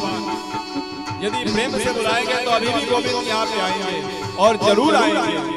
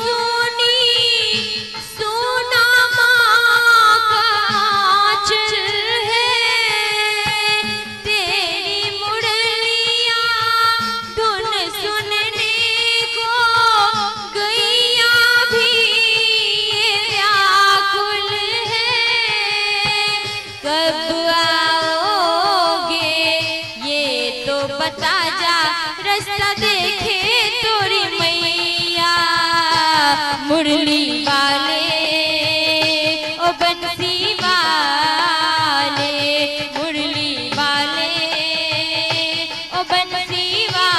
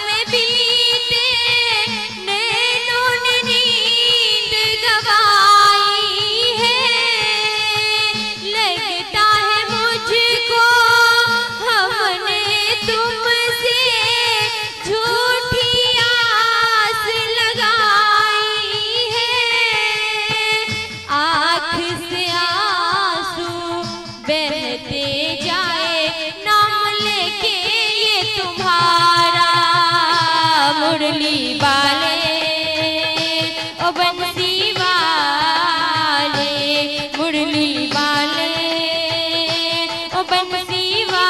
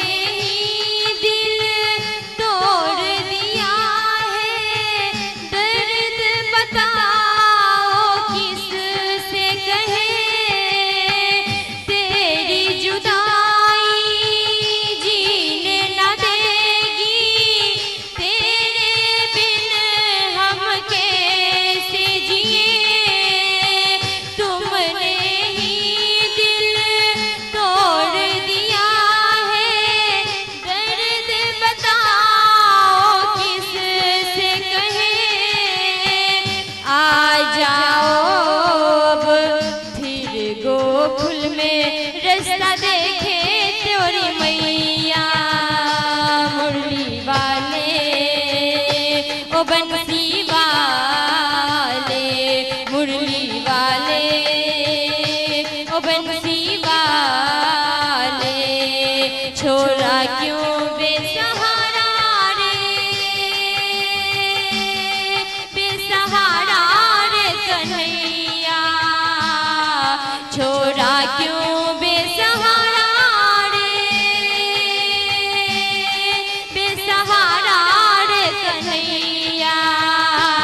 मुरली वाले ओ बंसी वाले ठाकुर मेरे ओ गिरधर मेरे मुरली वाले ओ बंसी वाले। बाल कृष्ण लाल की जय। सभी गोपियां यमुना जी के तट पर आकर के सभी रो रही है, पुकार रही है, गोविंद अब मुझे दर्शन दे दो गोविंद। अब यदि आप दर्शन नहीं देंगे ना तो अब मैं अपने आप को यहीं पे खत्म कर लूंगी, मर जाएंगे हम सभी।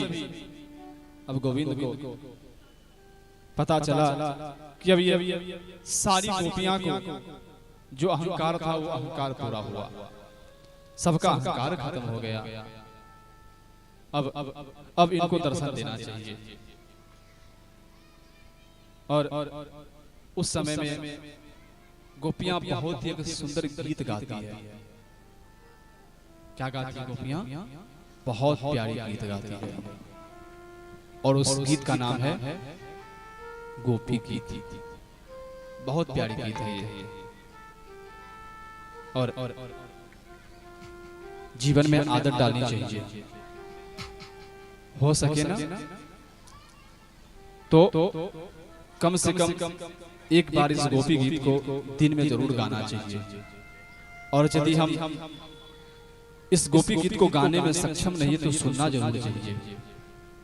श्रुतम भरति पापानि तथा रूप्यम प्रयच्छति में अच्छे अच्छे कथाओं को, अच्छे अच्छे स्तोत्रों को सुनने से पाप कम होती है। बहुत प्यारी गीत गाई है और भागवत जी में ये गोपी गीत सर्वश्रेष्ठ गीत माना जाता है। आइए एक दो श्लोक के माध्यम से हम प्रेम से सुनते हैं, चित्त को स्थिर कीजिएगा। जयति तेधिकं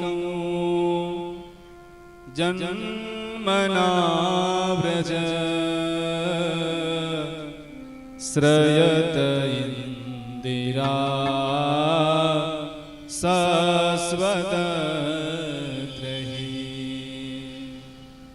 दयितदृश्यतां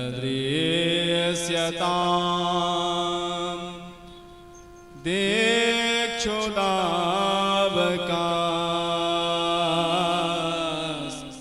त्वयि धृता त्वां विचिन्वते शरदुदासये साधुजात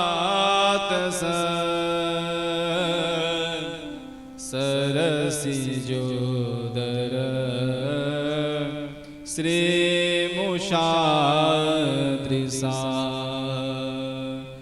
सुरतनाथ ते शुल्कदासिका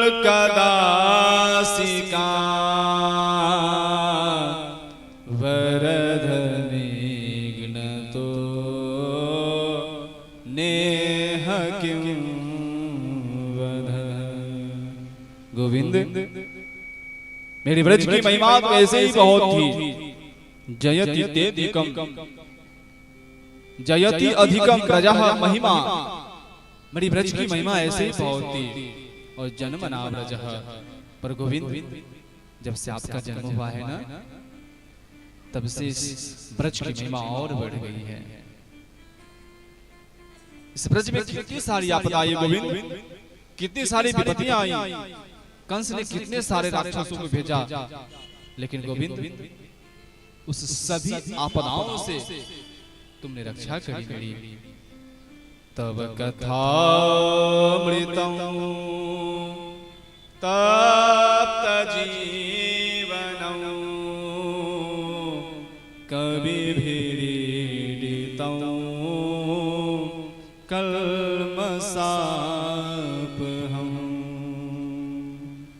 श्रवणमङ्गलम्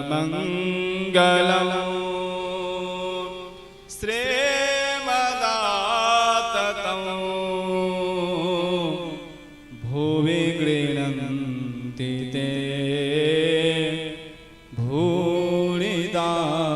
जना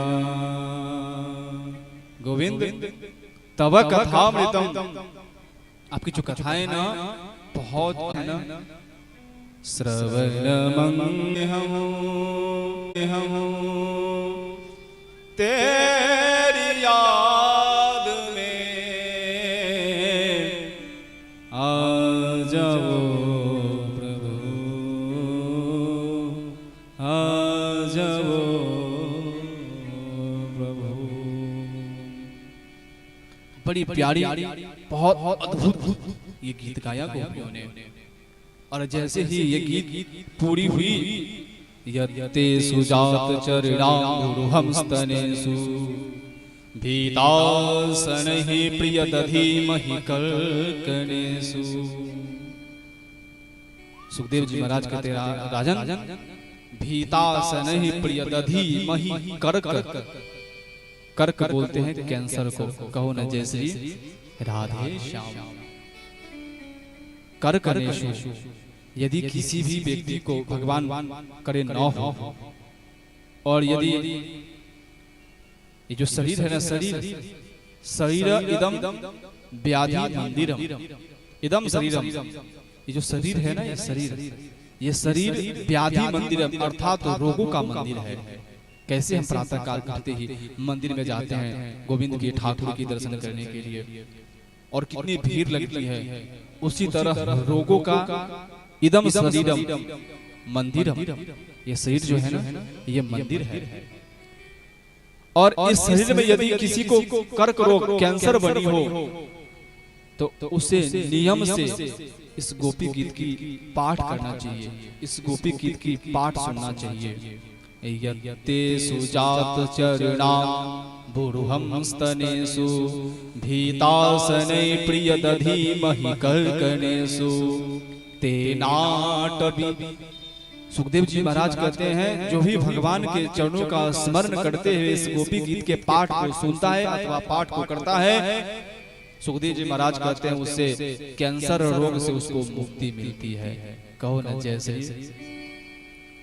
इस भागवत जी में सब कुछ है, बस उसका अनुकरण करने की आवश्यकता है हमें।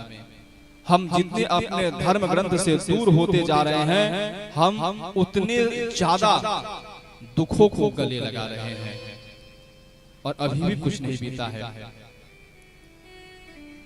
जितनी भी बातें कही जा रही है ना, उसमें से यदि कुछ बातें भी यदि आप लोग उसका अनुकरण करेंगे ना, तो सारे दुखों से दूर होते जाएंगे। जिसे किसी प्रकार का रोग हो, खास करके कर्क कैंसर रोग हो, बने रहे, इसके लिए इस गोपी गीत की पाठ को सुनना चाहिए। जैसे गोपियां रो रही थी, अब भगवान क्या किए, देखते देखते ही उस सभी गोपियों के बीच में मेरे गोविंद प्रकट हो गए। वहां पे नियम बनाए, रास की 3 भेद है, एक गोपी एक कृष्ण, ये पहले। दूसरा 2 गोपी एक कृष्ण। तीसरा बहुत सारे गोपी, बहुत सारी गोपियां और एक कृष्ण। ये रास के 3 भेद है। और थोड़ी बात समझने की आवश्यकता है हमें इस रास की कथा से। जब रास प्रारंभ होने वाली थी ना, उस समय जब कामदेव आए ना, तो कामदेव कहे जो इस रास में मैं भी भाग लूंगा, लेकिन भगवान कृष्ण कहे इस रास में काम का प्रवेश वर्जित है। और कामदेव ने कहा नहीं, हम भी इसमें सम्मिलित होंगे। तो भगवान कृष्ण कहते हैं ठीक है, काम का जो 5 बाण है अपने 5 बाण चला दो। और वहां पर भगवान श्री कृष्ण उस कामदेव को परास्त करते हैं। और उस महारास में काम है ही नहीं, वासना है ही नहीं। जहां वासना नहीं है वहीं रास है। और रसो वैशः, गीता जी के 12वें अध्याय में रसो वैशः, रासेश्वरः। रसो वैशः कौन? कम रसम, जो रस के समूह है, रसो वैसा, जो रस है उस रस के समूह को ही हम परमात्मा कहते हैं। तो जब रास हो रही है, उस रास में सबसे पहले किसको परास्त किया गया? कामदेव को परास्त किया। कामदेव कौन? उस रास में वासना है ही नहीं। कैसे? जैसे 1 वर्ष के 2 वर्ष के बालक बहुत सारे एक बगीचे में खेल रहे हो, तो एक दूसरे के मन में कोई वासना नहीं उत्पन्न होती है। क्यों? क्योंकि वो वासना से वो बच्चे परे हैं। ठीक उसी तरह जो रास हो रही है ना, उस रास में सभी वासना से परे हैं। कहो ना जय श्री, समझ गए ना? जो कोई भी रास को अन्यथा लेते हैं उसके लिए संदेश है, और जो हमारे ठाकुर के अन्य भक्त हैं उनके लिए क्या कहना है। और आगे सुखदेव जी महाराज कहते हैं, जो ये जो गोपियां हैं ये कौन है? बोले एक संतों का कहना है, जो गोपियां हैं ना, ये गोपियां शरीर की नाड़ियां हैं, नाड़ियां हैं गोपियां। और मध्य रात्रि के समय जब रास प्रारंभ होने वाला था ना, तो जितने भी जीव हैं सब उस रास में पधारे। और ऐसा कहना है कि उस रास में करोड़ों की संख्या थी, कई करोड़ों की संख्या जीव भगवान का दर्शन पाने के लिए सब आ रहे हैं। कौन से जीव? हम आप जैसे जीव नहीं, जो हजारों हजारों वर्षों तक, लाखों लाखों वर्षों तक घोर तप किया है और भगवान उसे प्रसन्न होकर के वरदान दिए हैं, जो हमारा संग तुम्हें प्राप्त होगा। ऐसे जीव उस रास में पधार रहे हैं और रास में सभी आए हैं। इधर हमारे भोलेनाथ बाबा को भी पता चला जो रास प्रारंभ होने वाली है। माँ पार्वती रास में सम्मिलित होने जा रही थी। हमारे भोले बाबा कहते हैं मैं भी जाऊंगा रास में।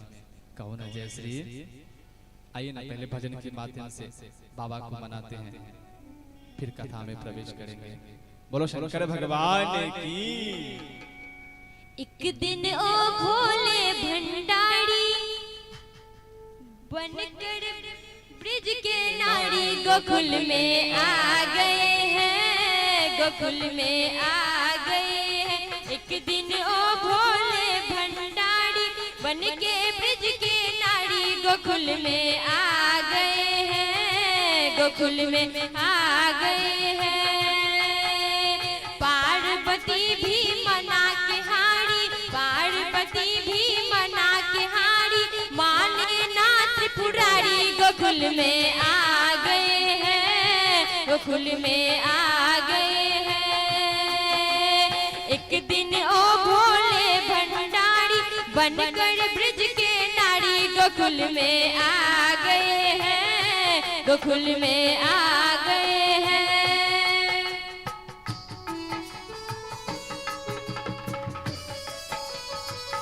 बोलो शंकर भगवान की।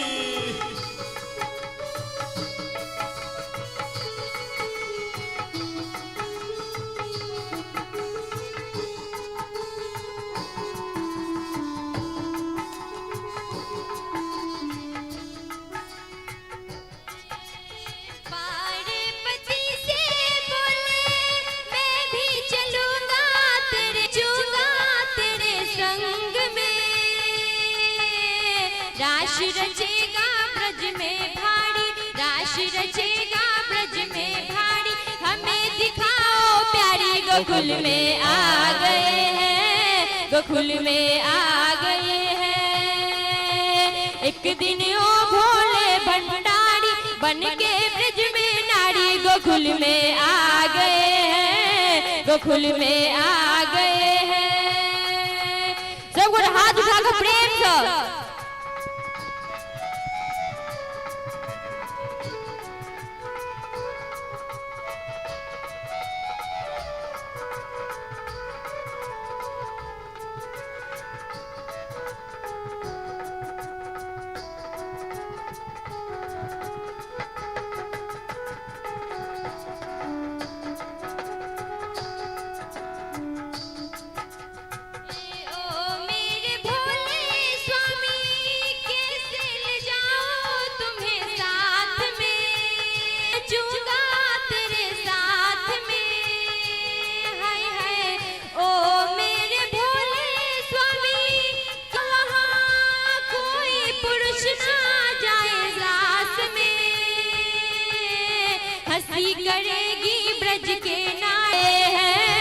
गोकुल में आ गए हैं।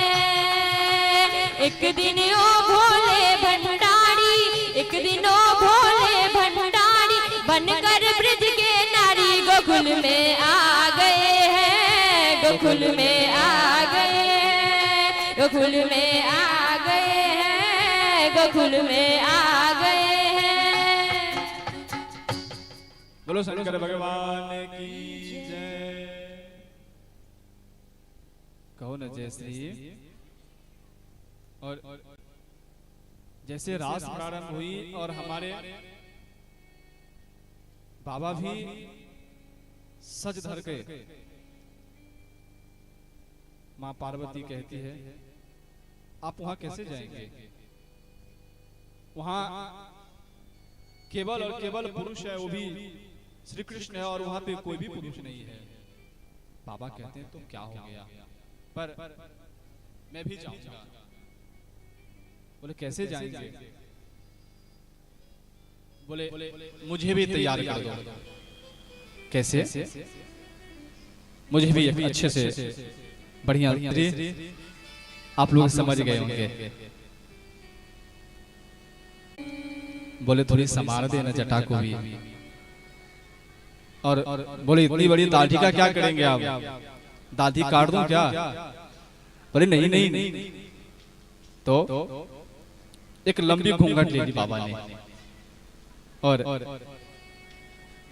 रास किया। भगवान श्री कृष्ण कहते हैं हम सबका परिचय लेंगे। बोले कैसी परिचय, तो सबका मुख देखेंगे जो इस रास में कौन कौन आई है। कहीं ऐसा न हो कोई ऐसा इसमें घुस गया हो जिसका आना इस रास में वर्जित हो। बोले ठीक है। तो जिस लाइन में, जिस क्रम में पहले बाबा खड़े थे, बोले सुनो अब इस क्रम से मैं पहले सारी गोपियों का मुख देखूंगा, पकड़ा जाऊंगा। और बाबा घूंघट लंबी करते हुए छम छम छम छम करते करते सबसे पीछे वाले लाइन में खड़े हो गए। गोविंद कहते नहीं, भगवान देखना चाहे तो अब बोले बाबा अपनी लाज बचाए, छम छम करते करते करते करते जाके बीच में खड़े हो गए। अब गोविंद ने एक सुंदर और प्यारी फिर से बांसुरी बजाई है। और जैसी बांसुरी बजाई उस समय बाबा ने अपनी सारी सुध और बुध भूल गए। और जैसे सारी सुध और बुध भूले, उनके मस्तक से वो सारी खीपेश्वर महादेव का दर्शन करना चाहिए। वृंदावन जाना चाहिए, बाकी बिहारी जी का दर्शन करना चाहिए। ठीक उसके निकट में निधि वन है, जहां आज भी मेरे गोविंद नित्य रास करते हैं। आज भी वहां के पुजारी लोग का ऐसा कहना है, हम पुष्प को श्रृंगार करके रख देते हैं, और जब प्रातः काल हम गोविंद का पट खोलते हैं तो आज भी ये पट है ना, ये पुष्प बिखरे हुए मिलते हैं। और उसी के निकट देव जी का भी निधि वन भी जाते हैं।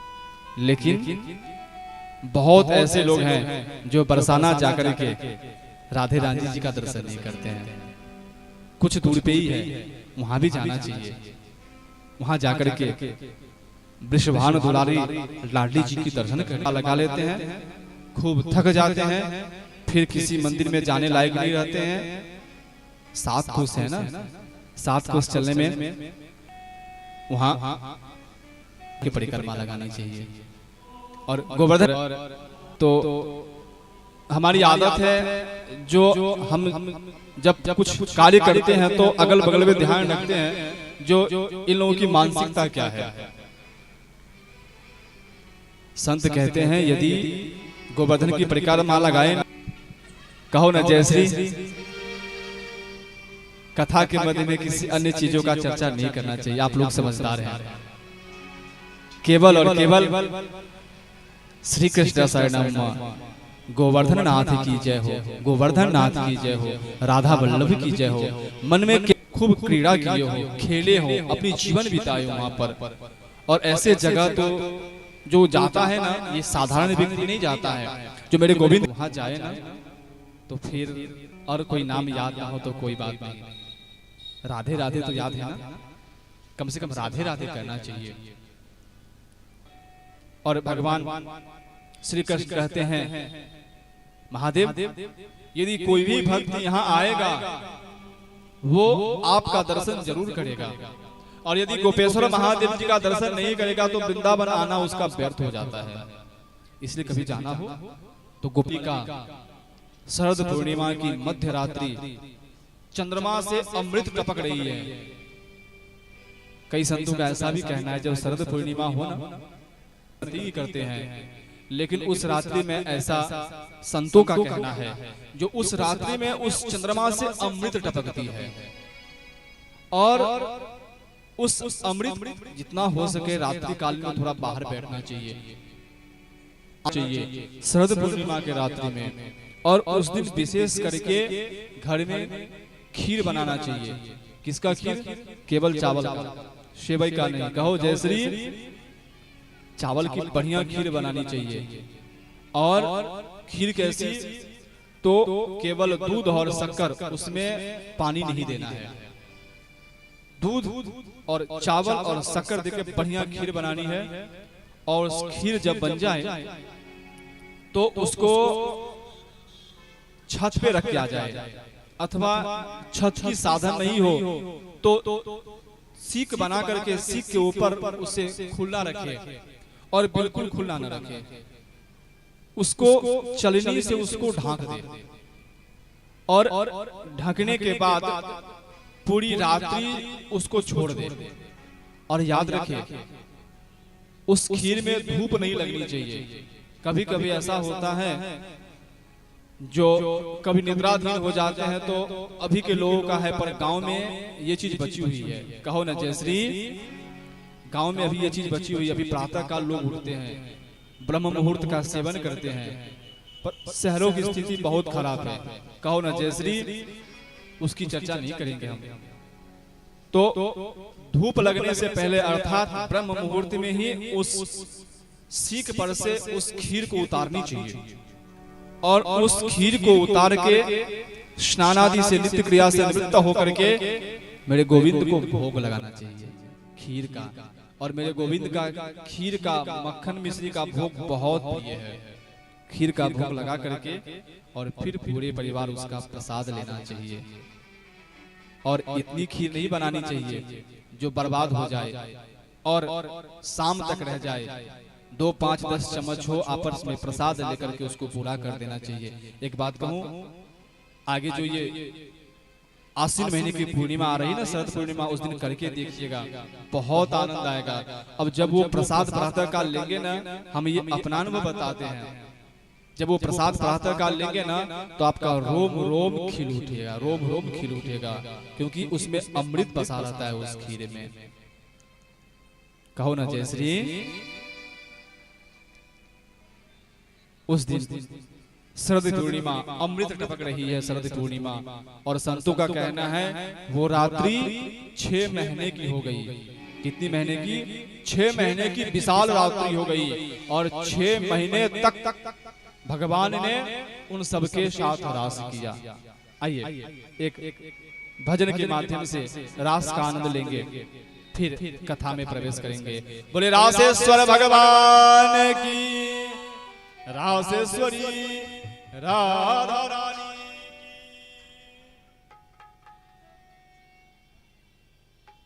रास रचो है, रास रचो है, यमुना किनारे कन्हा रास रचो है।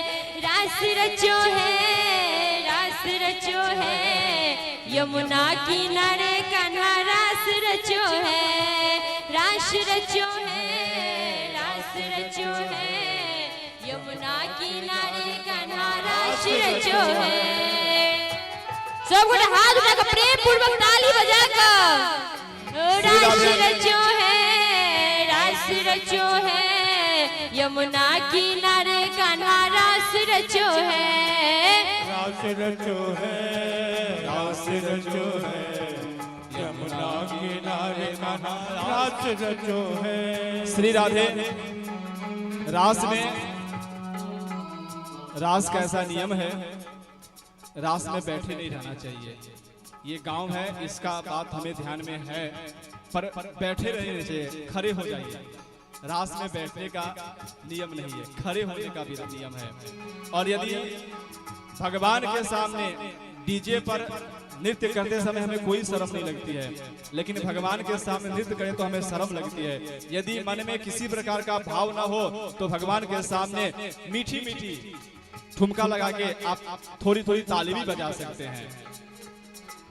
रास रचो है, रास रचो है, यमुना किनारे कान्हा रास रचो है, रास रचो है, रास रचो है, यमुना किनारे कान्हा रास रचो है।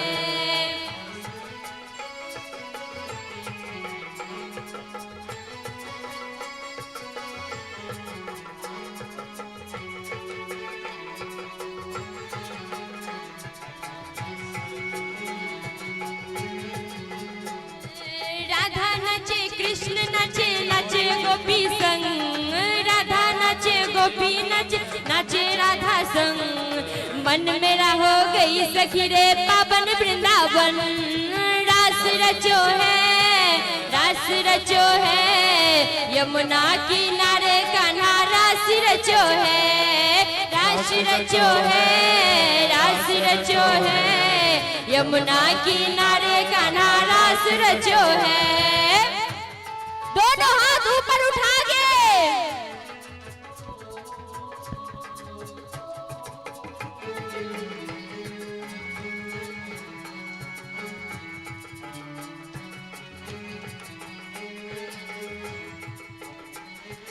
सूरज नाचे, चंदा नाचे, नाचे तारागण, सूरज नाचे, चंदा नाचे, नाचे तारागण। मन मेरा हो गई सखी रे पावन वृंदावन, रास रचो है, रास रचो है, यमुना किनारे कान्हा रास रचो है, रास रचो है, रास रचो है, यमुना किनारे कान्हा रास रचो है।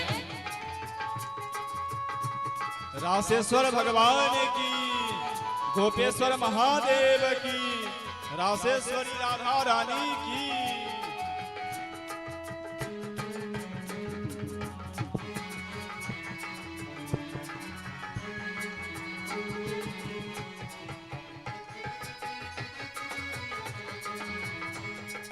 गंगा नाचे, यमुना नाचे, नाचे सरयू गगन, गंगा नाचे, यमुना नाचे, नाचे सरयू गगन। मन मेरा हो गई सखी रे पावन वृंदावन, रास रचो है, रास रचो है, यमुना किनारे कान्हा रास रचो है, रास रचो है, रास रचो है, यमुना किनारे कान्हा रास रचो है।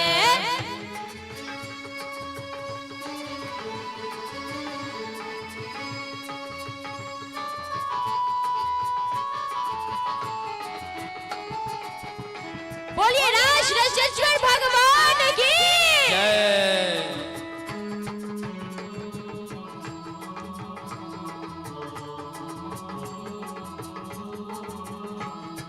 ब्रह्मा नाचे, शंकर नाचे, नाचे देवगण, ब्रह्मा नाचे, शंकर नाचे, नाचे देवगण। मन मेरा हो गई सखी रे पावन वृंदावन, मन मेरा हो गई सखी रे पावन वृंदावन।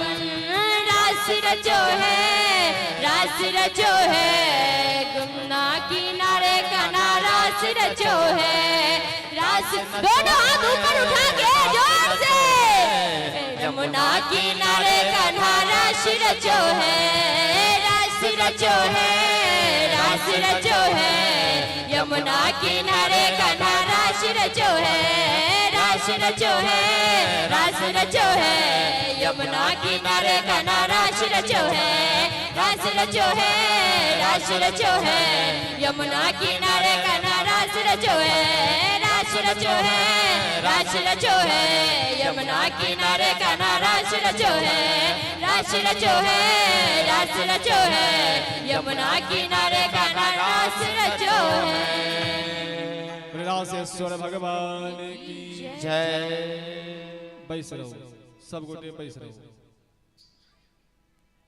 बहुत अद्भुत और भगवान ने बड़ी सुंदर रास करी। जब सब मौन होकर के बैठ जाइए। जब रास पूरी हुई ना तो सभी गोपियां आकर के आगे हाथ जोड़ ली। गोविंद अब मैं क्या करूं, अब मैं कहां जाऊं। गोविंद कहते हैं गोपियां आपने जो भी तप किया था, साधना किया था मां कात्यायनी का, वो आज पूरा हुआ। गोपियां कहती हैं प्रभु अब प्रातः काल होने वाली है और जब हम अपने घर को जाएंगे तो मेरे पति, मेरे ससुर, मेरे सासू ये सब क्या कहेंगे, इतनी रात तक कहां चली गई थी। गोविंद कहते हैं गोपियां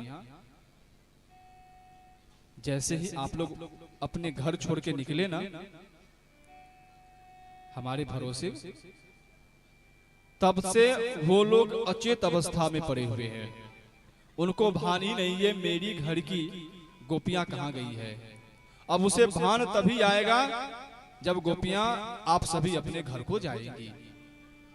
और जैसे ही गोपियां सब अपने अपने घर को गई तो वो अपने अपने पति के पास गई, बच्चों के पास गई, गौ माता के पास गई, सास ससुर जी के पास गई, पर किसी को पता नहीं चला कि मेरी घर की बहुएं कहां चली गई थी। कहो न जय श्री। इसलिए योग माया मुपाश्रिता, भगवान ने उस समय योग माया का आश्रित लेकर के ये महाराज किए थे। आगे बहुत ही सुंदर कथा सुदर्शन और शंखचूड़ जी का है।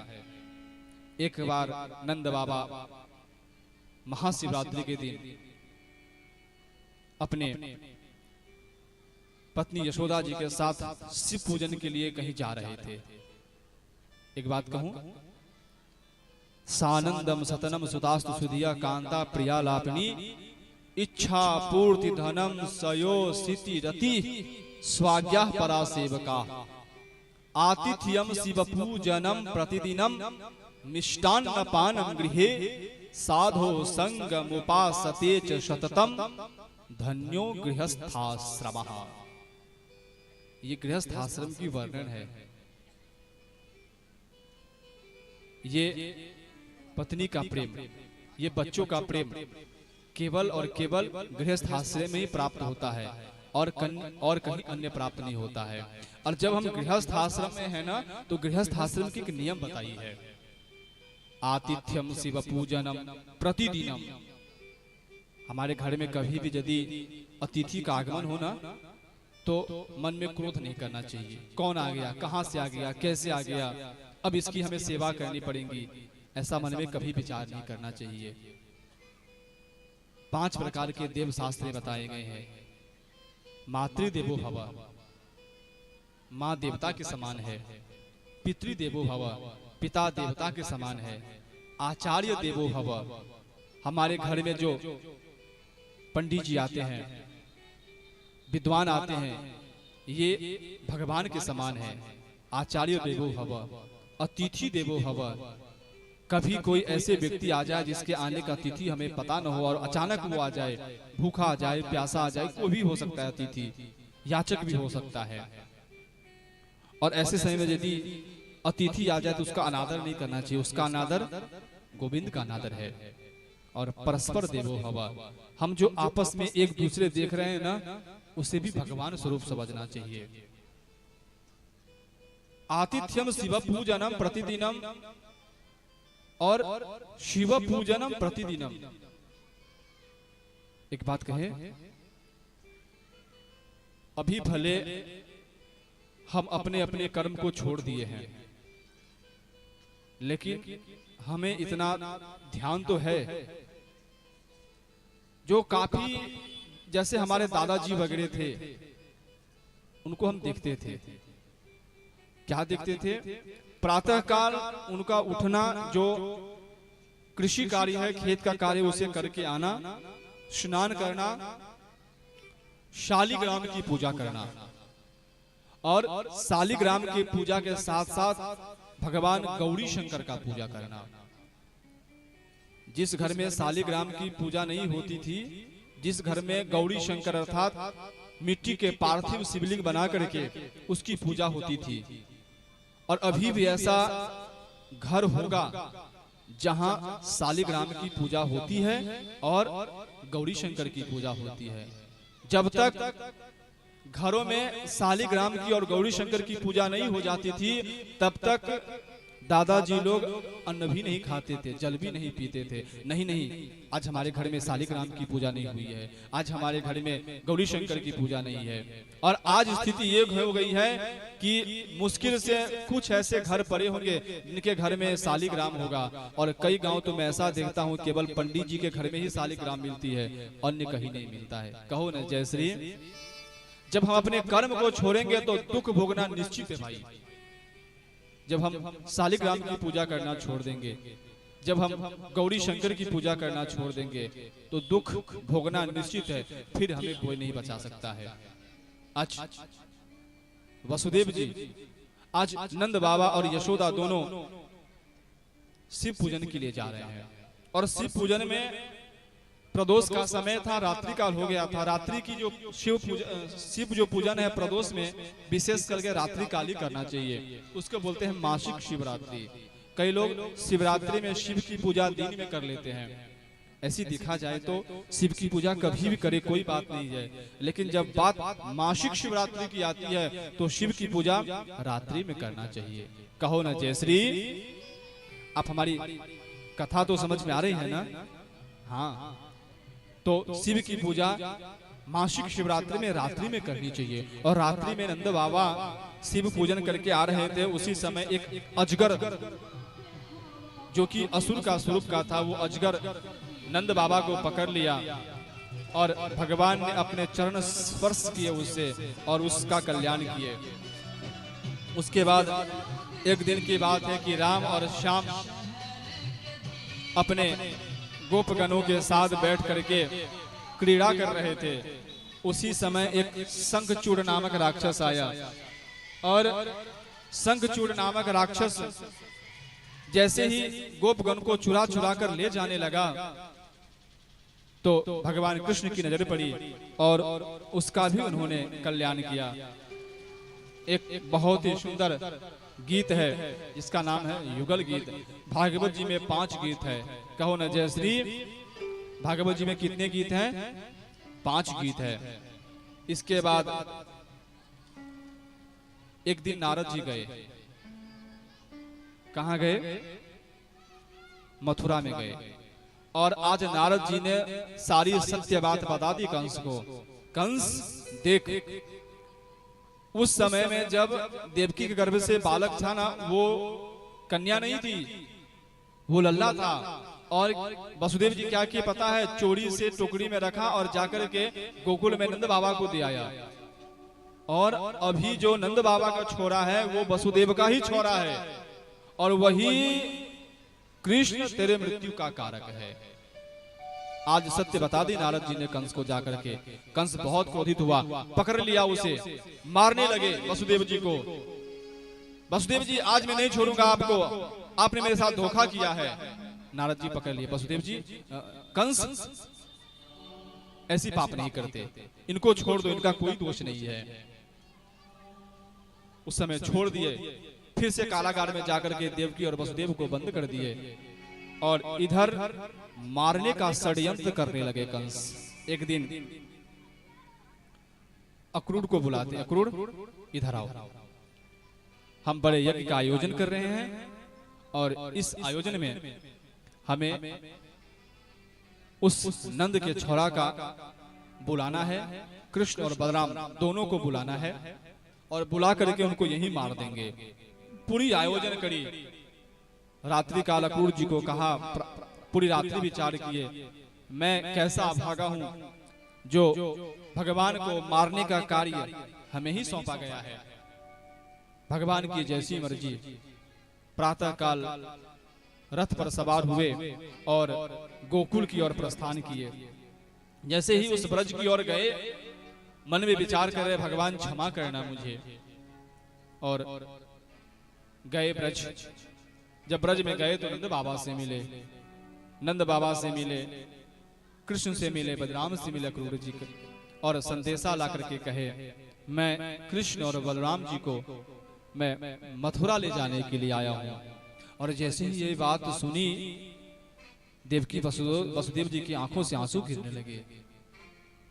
अरे अक्रूर, मेरे पुत्र देख अभी छोटे छोटे हैं, और वो कंस बड़ा क्रूर है, वो बड़ा दुष्ट है, और जैसे ही ये जाएगा कंस कहीं मेरे बच्चों को मार ना दे। अक्रूर कहता है, नहीं ऐसी बात नहीं है, वहां बड़ा मेला लगा है। कृष्ण कहते हैं, माँ मुझे जाने दे, मुझे भी मेला देखने का मन कर रहा है, मैं भी जाना चाहता हूँ। प्रातः काल पूरी रथ सजाई, अपने गोपगण के साथ रथ पर बैठ गए और कहते हैं, अब मैं मथुरा जा रहा हूँ। सारी गोपियां आकर के उनको आगे से घेर लिए। गोविंद, तू मुझे छोड़ के नहीं जा सकता है गोविंद, यदि तुझे जाना है तो मुझे मार दे और फिर चला जा, क्योंकि तेरी एक पल का विहर मेरे से सहन नहीं होगा गोविंद। गोविंद, मुझे छोड़ के मत जा। एक ने कहा, ये गोविंद, ये कान्हा है ना, ये पहले वाली का कान्हा नहीं है, अब इसे क्या है, नए नए मित्रों की अब इसको चाह बढ़ रही है, इसलिए अब हम लोगों को छोड़ करके अब ये मथुरा जा रहा है। एक ने कहा, गोविंद मथुरा मत जा, वहां पे कंस रहता है, बड़ा दुष्ट है, वो मार देगा तुझे। नहीं नहीं नहीं, मैं मथुरा जाऊंगा, मुझे मेला देखना है। जैसे ही रथ आगे बढ़ी, एक गोपी आकर के नीचे लेट गई, आके लेट गई। अरे अक्रूर, तेरा नाम अक्रूर किसने रखा रे? तू तो बड़ा क्रूर है रे, तू बहुत बड़ा क्रूर है, तेरा नाम अक्रूर किसने रखा? और जैसे ही रथ बढ़ाई, अक्रूर यदि तुझे लेके जाना है ना तो मेरे शरीर पर चाहा कि मुझे मार के ले जा, लेकिन मैं तुझे जाने नहीं दूंगी। गोविंद आके हाथ पकड़ के उठाते हैं, गोपी उठ जाना, गोपी उठ जा, मुझे जाने दे, मुझे मेला देखना है, मुझे भी घूमने का मन कर रहा है ना। और जैसे ही गोपी उठी, अक्रूर से कहा, चलो अब मुझे ले चलो मथुरा की ओर। अभी भी गोपियों को ऐसा लग रहा है मुझे ठगने का काम करते हैं गोविंद, आज भी ठग रहे हैं, ऐसा लग रहा है गोविंद जाएंगे, थोड़ी दूर जाएंगे और फिर से आ जाएंगे। एक ने कहा, नहीं नहीं, जब मुझे ठगते हैं ना गोविंद, तो वो उनका मुखमंडल कुछ और कहता है, और आज का जो मुखमंडल है ना वो कुछ और कह रहा है। नहीं, आज गोविंद नहीं आएंगे। अक्रूर लेकर के चला गया। रास्ते में अक्रूर ने जल पीने की इच्छा से रोकी, यमुना जी में स्नान किया, जलपान किया, और जैसे अक्रूर ने डुबकी लगाई तो उस डुबकी में देखे कि जैसे कृष्ण और बलराम रथ में बैठे हैं, वही दर्शन अक्रूर जी को उस यमुना नदी के जल में हो रहा है नीचे। मन ही मन प्रणाम किया और फिर आकर के उन्होंने यात्रा करी।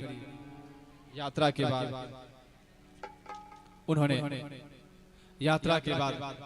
उन्होंने मथुरा में प्रवेश किया। मथुरा के लोग उन्हें बहुत प्यार से देखने लगे, यही कृष्ण है, देख यही कृष्ण है, यही गोकुल में रहते हैं, यही है इन्होंने राज किया था, यही है जो सबको ब्रज में आनंद में रखते हैं, देख देख यही गोविंद है, यही नंद का छोरा है। और लोग उनको देखने लगे, उनको देख करके प्रसन्न होने लगे। आगे रास्ते में केसी और व्योमासुर का उद्धार करते हुए भगवान श्री कृष्ण और बलराम मथुरा गमन करते हैं और मथुरा में प्रवेश होते हैं। ये अपनी रूप रंग देख कैसा है, ग्वाला है, और ये राजा का वस्त्र है, ये तुझे मैं नहीं दूंगा, ये कंस का है। बलराम जी को क्रोध आया, जोर से एक चाटा लगाया उस धोबी को और उससे वस्त्र लेकर के जैसे ही आगे गया तो एक दर्जी मिला और दर्जी से वस्त्र देते हुए कहते हैं, सुन ये मेरे नाप का सुंदर सुंदर वस्त्र बना दे, हमारे लिए सबके लिए बना दे। और दर्जी ने बढ़िया सुंदर वस्त्र उन्हें बना करके दिया, सबने उनको पहना। आगे जब जा रहे थे तो एक कुब्जा अर्थात कहो ना जैसी एक कुब्जा थी जो 8 अंगों से टेढ़ी थी। भगवान कृष्ण कहते हैं, कुब्जा ये तेरे हाथ में क्या है? ये अंगराग है, ये कंस के लिए लेके जा रहे हूँ। कंस को मैं ये अंग से श्री कृष्ण और बलराम जी का उस चंदन से श्रृंगार किया और उस श्रृंगार से प्रसन्न हो गए। भगवान श्री कृष्ण अपने पैर के दोनों अंगूठे से उस कुब्जा के दोनों पैर के अंगूठे पे रखे और उस कुब्जा के दोनों हाथ पकड़कर जोर से ऐसे खींच दिए और वो जो 8 अंग से कुब्जा टेढ़ी थी वो सर्वांग सुंदरी हो गई। बोले बाल कृष्ण लाल की। इस तरह से कुब्जा पे कृपा करी और जब आगे गए तो आगे धनुष रखा हुआ था और देखते देखते भगवान ने जो बड़े बड़े राजा महाराजा वहां नहीं कर पाए, वो एक क्षण में बाएं हाथ से उन्होंने धनुष को भंग कर दिया। बोले बाल कृष्ण लाल की। जैसे ही धनुष भंग हुआ कंस को बड़ी घबराहट हुई। जो बड़े बड़े राजा इस धनुष को हिला भी नहीं पाते थे, उसे इस ग्वाला ने एक क्षण में तोड़ दिया और उन्होंने एक रणनीति बनाई। सबसे पहले कुबलिया हाथी को मदिरा पान कराया, उसे मदमस्त कर दिया, उसको अखाड़े में उतारा और भगवान श्री कृष्ण और उस हाथी के दोनों दांत तोड़ करके एक दांत बलराम जी अपने कंधे पर रखे और एक दांत श्री कृष्ण जी अपने कंधे पर रखे और वहां से जाने लगे। सुखदेव जी महाराज बहुत सुंदर इस प्रसंग का वर्णन करते हैं। मल्लानाम संदिनाम नरवरः स्त्रीणाम स्मरो मूर्ति गोपालाम सजनो सताम श्रीभुजाम स्वास्ता स्वपित्रः शिशुः। मल्ला नाम संदिनाम नरवरः स्त्रीणाम स्मरो मूर्तिमान। सुखदेव जी महाराज कहते हैं उस समय वो दोनों कृष्ण और बलराम इतने सुंदर प्रतीत हो रहे थे जिसके वर्णन शब्दों से नहीं हो सकता है। जो बड़े बड़े बलवान थे ना, उस सभा में उसको शत्रु के समान दिखाई दे रहे थे। जो कामिनी थी उसको पति के स्वरूप में दिखाई दे रहे थे। जो छोटे छोटे बच्चे थे उसको माँ के स्वरूप में दिखाई दे रहे थे। जिसकी जैसी दृष्टि उस समय थी उसको वैसे ही भगवान दिखने लगे, बहुत ही सुंदर। उसके आगे जब गए तो चाणूर, मुष्टिक, ये सब पहलवान उनके आगे आए और देखते देखते भगवान ने उसका भी कल्याण किया। कंस की घबराहट बढ़ी और भगवान कंस ने एक ऊंचा मचान बनाकर के ऊपर जाके बैठ गया। भगवान कृष्ण जोर से छलांग लगाई और श्री कृष्ण को ग्रीवा को पकड़ा और जैसे ही ग्रीवा को पकड़ा भगवान श्री कृष्ण लेकर के नीचे कूदे और इसी में उसका प्राण छूट गया कंस का। बोले बाल कृष्ण लाल की। उन्होंने मारा नहीं, कंस के अंदर इतना भय हो गया था, वो भय ही उसका मृत्यु का कारक बन गया। और इसके बाद भगवान वहां पर उसका उद्धार किए और अपने पिता देवकी और वसुदेव जी को कारागार से मुक्त किए। अब देवकी और वसुदेव कृष्ण और बलराम को उस मथुरा में सांदीपनी मुनि के आश्रम में गुरुकुल में प्रवेश करवाए। जीवन में पढ़ाई बहुत जरूरी है। यदि हम कहीं बाहर जाएं ना और वहां पे यदि कोई हमारा मित्र न मिले तो हमारा मित्र उस समय हमारी विद्या होती है। विद्या विहीनः पशुः। जिसके पास विद्या नहीं है ना, कि विद्या मतलब किसी भी प्रकार की विद्या, संगीत शास्त्र कला, संगीत की विद्या, कला हो, किसी चीज की विद्या हो, यदि उसके पास विद्या नहीं है किसी प्रकार की तो विद्या विहीनः पशु, वो मनुष्य साक्षात पशु के समान हो जाता है। और पशु की क्या गति होती है यह हम सभी जानते हैं। जीवन में कभी मूर्ख बन के जीना पड़े समाज में तो इससे बड़े दुख की बात और कुछ भी नहीं है। अपने बच्चों को पढ़ाना चाहिए और अच्छी शिक्षा देनी चाहिए।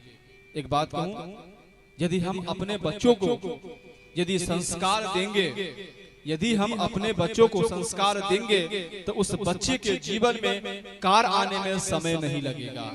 कहो ना जय श्री। और यदि हम अपने बच्चों को संस्कारी नहीं देंगे तो जीवन में कभी भी कार की आशा मत करना। देवकी और वसुदेव जी गुरुकुल में प्रवेश किए। मात्र केवल 64 दिनों में श्री कृष्ण ने 64 कलाओं को अपने अंदर ग्रहण कर लिए, संपूर्ण कलाओं में निपुण हो गए। और जाते जाते गुरुदेव से कहते हैं, गुरुदेव अब मैं अपने घर की ओर जाना चाहता हूं और मैं गुरु दक्षिणा देना चाहता हूं। कहो ना जय श्री। एक बात कहूं, ये हम अपने मन से नहीं कह रहे, ये भागवत जी कह रहे हैं, इसके लिए कह रहे हैं। यदि किसी से कुछ सीखने को मिले ना, जैसे स्कूल की मास्टर हो अथवा घर में पंडित जी आते हो कुछ सिखा रहे हो, अथवा हमारे जैसे कोई आए आपके गांव में आ जाए कोई कथा सुना दे, तो उसे यदि कुछ सीखने को मिले ना तो फ्री में नहीं लेना चाहिए। इसके बदले कुछ न कुछ उसको दक्षिणा भेंट करनी चाहिए। एक बात कहूं, एक बूढ़ी माता थी और बूढ़ी माता के पास सब कुछ था, पर उसके घर में कोई पौत्र नहीं था, पोता नहीं था उसके घर में। बड़ी दुखी रहती थी। एक दिन एक महात्मा जी संत जी आए, जैसे अभी कथा हो रही है वैसे कोई संत आए उस गांव में कथा कहने के लिए। तो उन्होंने बूढ़ी माता गई, कहती है मुझे पास सब कुछ है, भगवान ने किसी चीज का दुख नहीं दिया है, लेकिन क्या करूं, हमारे घर में पौत्र नहीं है, हमारे बहू को कोई बच्चा नहीं हो रहा है, आप कोई ऐसा कुछ उपाय बताते जिससे घर में कोई छोटा बालक हो जाता। संत जी कहते हैं, सुन बूढ़ी माता इधर आ, एक फल ले और फल लेकर के भागवत जी के चरणों में चढ़ा देना। बूढ़ी माता गई, एक फल लेकर के आई और वो फल भागवत जी के चरणों में चढ़ा दी। भगवान की बड़ी कृपा हुई। उस बूढ़ी माता के जिसकी बहू थी उसके एक बालक हुआ। वो पुत्र बहुत बीमार रहने लगा, बहुत बीमार रहने लगा। संजोग से ठीक 1 वर्ष पूरा हुआ, वही महात्मा जी फिर से सत्संग करने के लिए उस गांव में आए। जैसे ही कथा प्रारंभ हुआ, पहले दिन बूढ़ी माता आकर के, महात्मा जी आपने कहा था कि भागवत जी के चरणों में एक फल चढ़ा दीजिए, इससे पुत्र होगा। आपका कहना तो सही रहा, मैंने फल चढ़ा। महात्मा जी कहते हैं, बूढ़ी माता तूने फल कैसा चढ़ाया था? तो बूढ़ी माता कहती है, हमारे घर में 10-15 दिन से सड़ा हुआ फल था, वो फल ला करके मैं चढ़ा दी।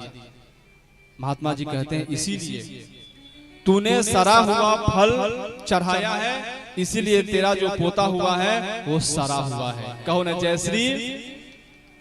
कभी भी जीवन में किसी को देना तो अच्छी चीज दे, बुरी चीज ना दे। यदि फल चढ़ाना हो, पुष्प चढ़ाना हो तो अच्छे पत्र और पुष्प चढ़ाना चाहिए। और एक बात कहूं, एक ब्राह्मण होने के नाते हमने आपको आज 6 दिन से कथा सुना रहा हूं, और कल कथा की कल पूर्णाहुति, कल विराम है, हवन परसों है। तो जब कल कथा की विराम होगी तो हमारा ये अधिकार बनता है कि नहीं कि आप लोगों से दक्षिणा ले। कहो ना जय श्री। अधिकार बनती है कि नहीं बनती है? बनती है ना। और दक्षिणा कौन कौन देगा मुझे? एक बात कहूं, भगवान ने हमें सब कुछ दिया है, और सबसे बड़ी बात, भगवान ने ये व्यासपीठ हमें प्रदान कर दिया, यही हमारे लिए बहुत है। और मैं अपने गोविंद से यही प्रार्थना करता हूँ, गोविंद ये आपने जो जीवन दिया है, शरीर, ये आपकी सेवा में गुजर जाए, इससे बड़ी और कोई बात नहीं है। और एक बात कहूं, बिना दक्षिणा दिए कथा सुननी नहीं चाहिए। आप बहुत से बहुत कुछ धन दे देंगे, कुछ कपड़े दे देंगे, और क्या देंगे, हमें आप जो देंगे वो मुझे नहीं चाहिए। दक्षिणा ऐसी होती है जो मैं मांगू और वो आप दे। अब घबराहट लगती है, थोड़ी बढ़ गई आप लोगों की, लगता है पंडित जी क्या मांगेंगे। हाँ, होती है। यदि आप लोग स्वेच्छा से दक्षिणा देना चाहते हैं तो आज के बाद यदि आप एक दूसरे से मिले ना तो एक दूसरे को केवल राधे राधे कहना। कहो ना जय श्री, यही मेरी दक्षिणा है। एक दूसरे से मिले तो हाय हेलो मत करना, राधे राधे कहना। और जब जब आप राधे राधे कहेंगे ना तब तक आपको ऐसा अनुभव होगा। मैं एक कथावाचक आए थे हमारे गांव में और मैंने उनको दक्षिणा में क्या दिया, राधे राधे कहने का दिया। यदि ये दक्षिणा रूपी आप हमें देंगे तो मुझे स्वीकार है। कहो ना जय श्री। तो आज गोविंद अपने गुरुदेव से कहते हैं, गुरुदेव बोलिए आपको क्या दक्षिणा चाहिए, और दक्षिणा पूछ के देनी चाहिए और जो गुरुदेव मांगे वही दक्षिणा देनी चाहिए। गुरुदेव से पूछते हैं, गुरुदेव बोलिए आपको क्या दक्षिणा चाहिए। गुरुदेव ने कहा मुझे दक्षिणा की आवश्यकता नहीं है, एक काम करो, गुरु माता है उस गुरु माता के पास जाओ और गुरु माता से कहना मैं गुरु बात मैं अपनी शिक्षा पाकर के कुछ दक्षिणा देना चाहता हूँ, आप जो दक्षिणा मांगेंगे माँ मैं वही दक्षिणा दूंगा। गुरु माता कहती है मुझे किसी चीज की कमी नहीं है, बहुत है हमारे पास। वो समुद्र में गया था स्नान करने के लिए और वहीं एक राक्षस ने, शंखचूड़ ने उसको पकड़ के खा गया। यदि मुझे देना चाहते हैं तो वो बालक मुझे ला करके दे दीजिए। उसी समय दौड़ते हुए गए समुद्र के पास। अरे समुद्र, मेरा गुरुपुत्र तुमने रखा है। समुद्र ने कहा मेरे पास नहीं है, एक शंख नामक दैत्य जिसने रखा है, उस शंख को पकड़े। बोले तूने मेरे गुरुपुत्र को रखा है। बोले मारा तो मैं हूँ लेकिन मेरे पास नहीं है, वो यमराज के पास है। और वहां पे गए और यमराज से कहते मेरा गुरुपुत्र दो नहीं तो मैं तुम्हें मार दूंगा। और वहां से यमराज से अपने गुरुपुत्र लेकर के आते हैं और गुरु माता से कहते गुरु माता ये रही आपकी दक्षिणा, आप स्वीकार कीजिए। कहो ना जय श्री। और जैसे जो मांगी गुरु माता ने वो दक्षिणा भगवान कृष्ण ने प्रदान किए। और इसके बाद उद्धव जी की ब्रज यात्रा होती है। वृषिणाम प्रवरो मंत्रे कृष्णस्य दैत्य सखा शिष्यो बृहस्पति साक्षात उद्धवो बुद्धिशक्तमः। एक उद्धव जी महाराज थे, बृहस्पति साक्षात, बृहस्पति के साक्षात शिष्य थे पर बृहस्पति के समान ही थे। और उनको बड़ा अहंकार था, मेरे जैसा विद्वान कोई नहीं है। एक दिन कहते हैं जा ब्रज में जा और गोपी मेरे बिहार से अभी तक रो रही है, जा करके समझा गया।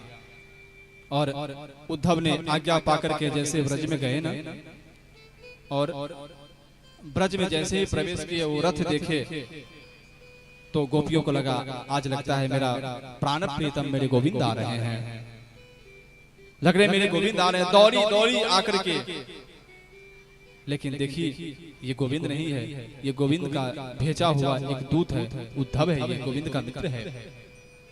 दुखी हो गई, बोली उद्धव जी कहते हैं मैं कृष्ण का समाचार लेके आया हूं। गोपियां कहती है मुझे समाचार की जरूरत नहीं है तेरी।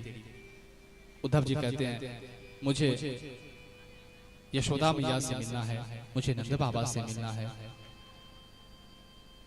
गोपियां कहती है सुन, यदि तेरी नंद बाबा यशोदा से मिलना है ना तो देख रहा है ये जो जल की नाला बह रही है ना, इस नाला को, इस जल के जो नाला, उस नाला को देखते हुए चले जा। बोले नाला, ये नाला वहां से, बोले ये नाला नहीं है, ये जल की धारा ऐसी नहीं है। तो जब से गोविंद गए हैं ना इस ब्रज को छोड़ करके, तब से अश्रु की धारा ही ये नाला बन के बह रही है। गए उद्धव जी महाराज, यशोदा मैया कहती है मेरा गोविंद आया है, मेरा गोविंद आया है, मेरा गोविंद। उद्धव जी कहते नहीं, मैं गोविंद नहीं हूं, मैं उसका मित्र उद्धव हूं। पूछती है क्या मेरे गोविंद को इस ब्रज की याद नहीं आती है?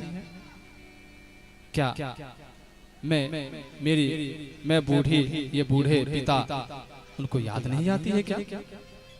हाँ, लगता है उसके असली माता पिता देवकी वसुदेव जी मिल गए हैं ना, तो वो हम लोगों को भूल गए हैं,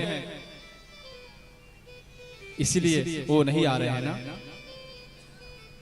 जाके गोपियों से मिलते हैं और गोपियों को समझाते हैं, पर गोपियां कहती है उद्धव तेरी ये ज्ञान की बातें मुझे नहीं चाहिए। और एक बहुत ही सुंदर एक भ्रमर गीत वहां पे होता है, बहुत ही प्यारा गीत भ्रमर। उसके बाद आगे की जो कथा है बहुत सुंदर है। जब भगवान कृष्ण ने कंस को मार दिए थे तो कंस के ससुर थे जरासंध जी महाराज। कहो ना जय श्री। कंस के ससुर कौन थे? कंस के ससुर का नाम था जरासंध, और जरासंध की दो पुत्री थी, अस्ति और प्राप्ति। अस्ति अर्थात है और प्राप्ति अर्थात जो मेरे पास नहीं है उसको भी प्राप्त कर लूं। तो वो अस्ति और प्राप्ति अपने पति के मरने के बाद अपने पिता के घर जरासंध के पास आ गई थी। जरासंध को पता चला कि एक ग्वाला कृष्ण ने मेरे दामाद को मार दिया है। उस समय क्या किया उन्होंने? 23 अक्षौहिणी सेना लेकर के 17 बार उन्होंने आक्रमण किया, और 17 बार भगवान कृष्ण क्या करते हैं? उनके सारे सैनिकों को मार करके और जरासंध को जीवित छोड़ देते। बार बार बलराम जी कहते अरे इसे जीवित क्यों छोड़ रहा है, इसे मार डालो। कृष्ण कहते हैं देखो भैया, इस पृथ्वी पे बहुत सारे पापी राजा हैं और हम कहाँ ढूंढ ढूंढ के सबको मारेंगे, खोज खोज के मारेंगे। अब मैं इसको जिंदा छोड़ता हूँ ना, तो इसका अहंकार, मन में बदले की भावना, जो मैं गोविंद को नहीं छोड़ूंगा, और ये सोच करके और राजाओं को लेकर के आता है।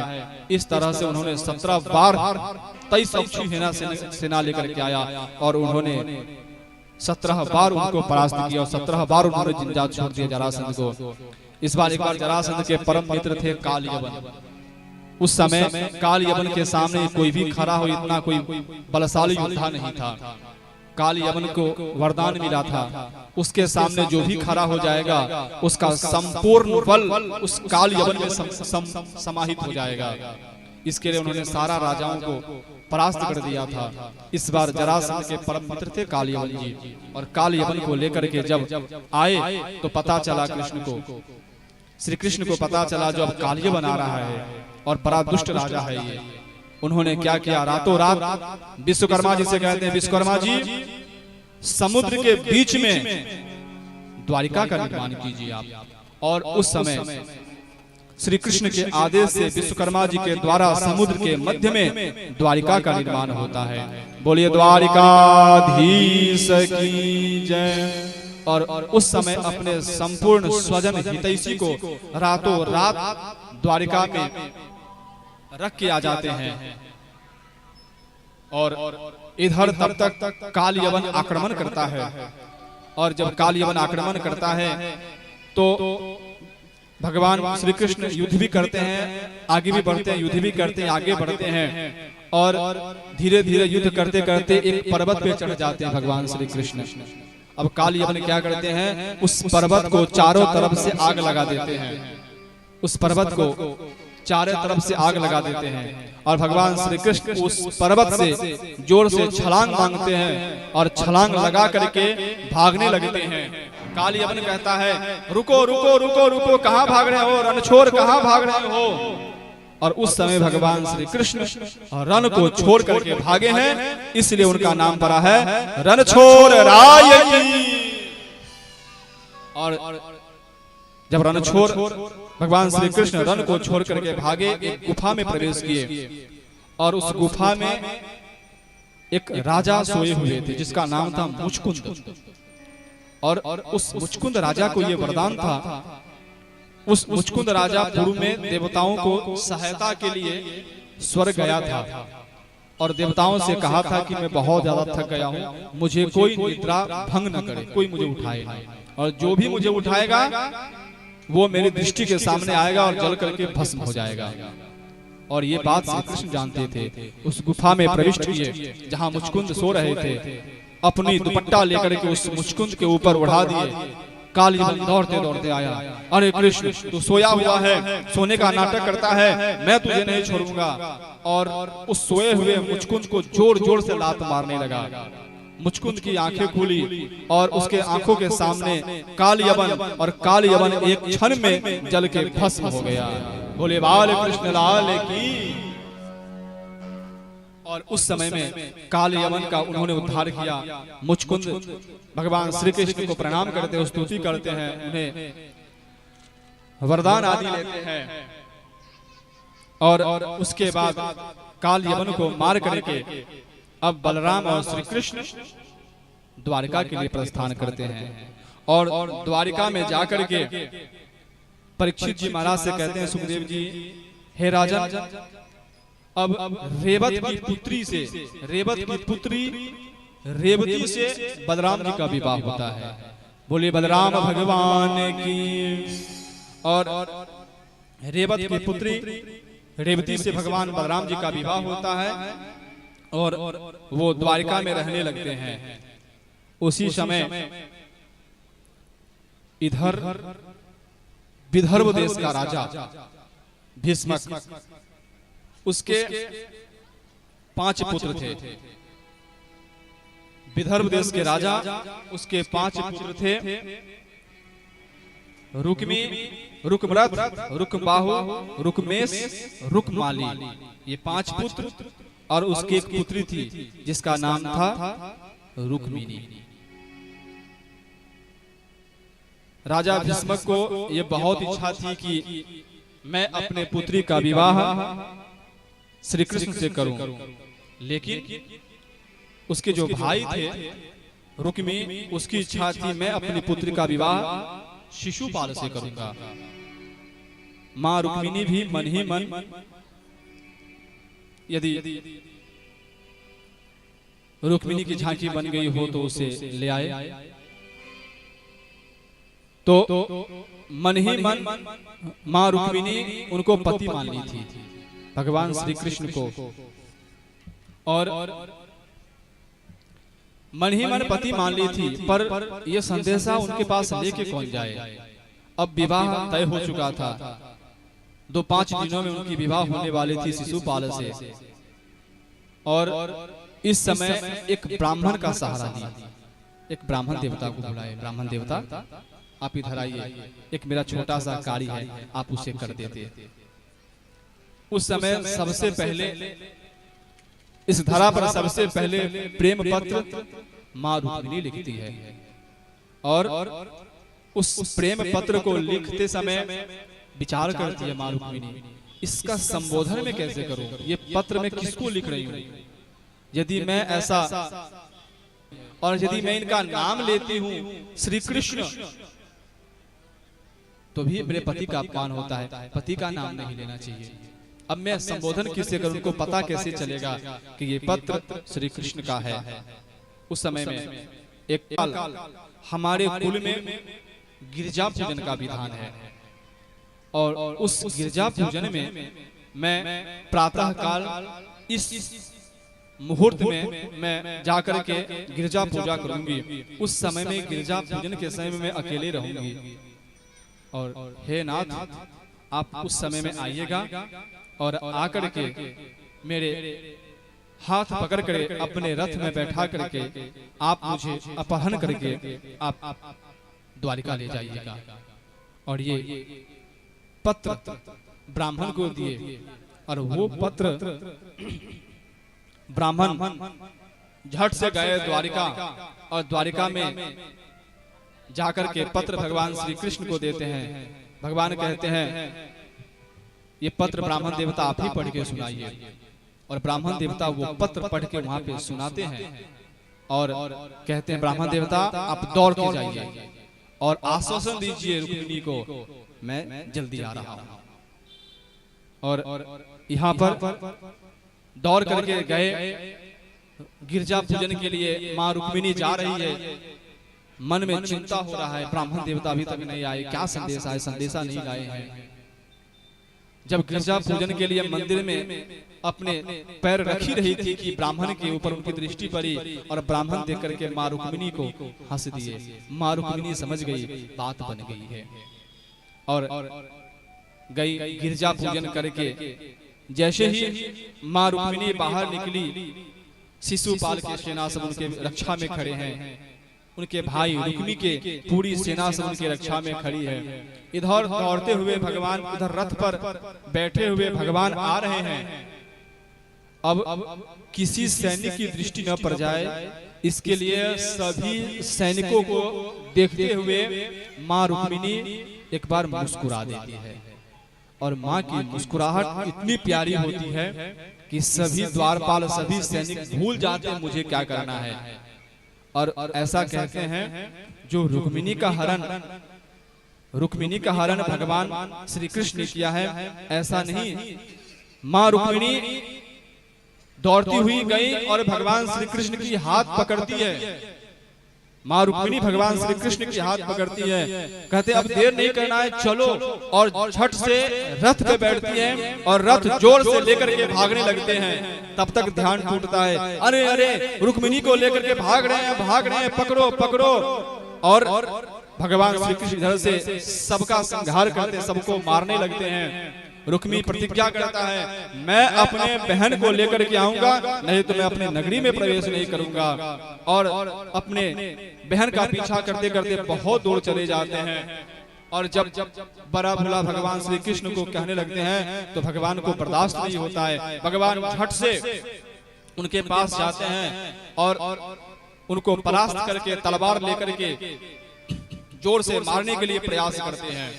उसी समय माँ रुक्मिणी आकर के भगवान का पैर पकड़ लेती है, स्वामी इसको छोड़ दीजिए, ये मेरा भाई है और भाई दूर का, ये आपका होने वाला बड़ा साला है, इसको मत मारिए, इसको छोड़ दीजिए। और उस समय में भगवान श्री कृष्ण ने उनकी बाल मुड़वा दी, मूछ मुड़वा दी। तब तक में बलराम जी का आगमन होता है। अरे श्री कृष्ण, ये क्या किया तूने? रिश्तेदारों के साथ क्या ऐसा शुरू किया जाता है क्या? किसी को बहन के लेकर के भागेगा तो छोड़ थोड़ी देगा वो। और जब ऐसा किया है तो अपने रिश्तेदारों के साथ ऐसा नहीं करना चाहिए। और उस समय भागवत जी में है, श्री कृष्ण को फटकार लगाते हैं, ये हमारा होने वाला रिश्तेदार है, इसको सम्मान देना है। और उस समय में भगवान श्री कृष्ण द्वारिका में प्रवेश करते हैं और द्वारिका को आज बहुत सुंदर सजाया है। पूरी द्वारिका को आज द्वारिकावासी ने दुल्हन की तरह सजाया है और माँ रुक्मिणी को भी आज बहुत प्यारा सजा रहा है। आइए भजन के माध्यम से श्रवण करते हैं माँ रुक्मिणी क्या कह रही है। बाल कृष्ण लाल की, माँ रुक्मिणी मैया की। दूल्हा बने रे नंदलाल, आओ मेरी सखियों मुझे मेहंदी लगा दो, आओ मेरी सखियों मुझे मेहंदी लगा दो, मेहंदी लगा दो, मुझे ऐसी सजा दो, मुझे श्याम सुंदर की दुल्हन बना दो, मुझे श्याम सुंदर की दुल्हन बना दो। आओ मेरी सखी मुझे मेहंदी लगा दो, मेहंदी लगा दो, मुझे ऐसी सजा दो, मुझे श्याम सुंदर की दुल्हन बना दो, मुझे श्याम सुंदर की दुल्हन बना दो।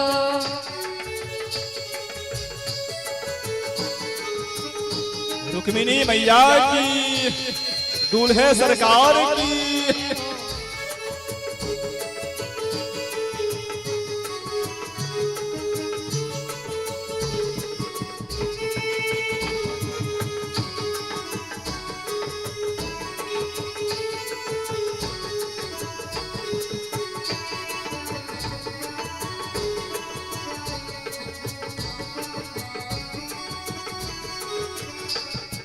सत्संग में मेरी बात चलाई, सतगुरु ने मेरी किन्ही सगाई, सत्संग में मेरी बात चलाई, सतगुरु ने मेरी किन्ही सगाई।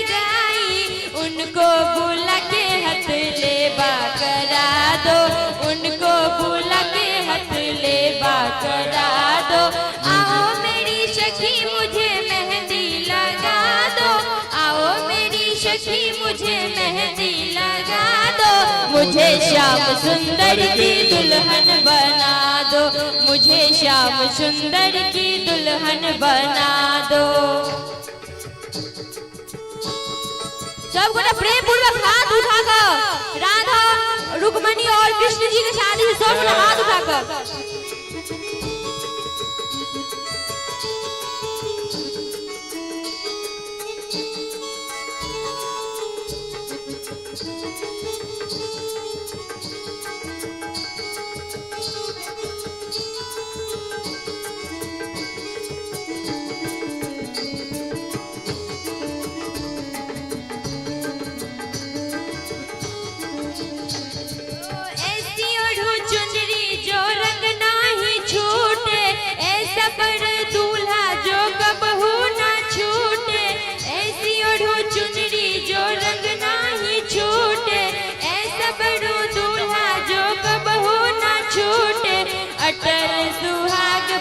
बिंदिया लगा दो, अटल सुहाग वाली बिंदिया लगा दो।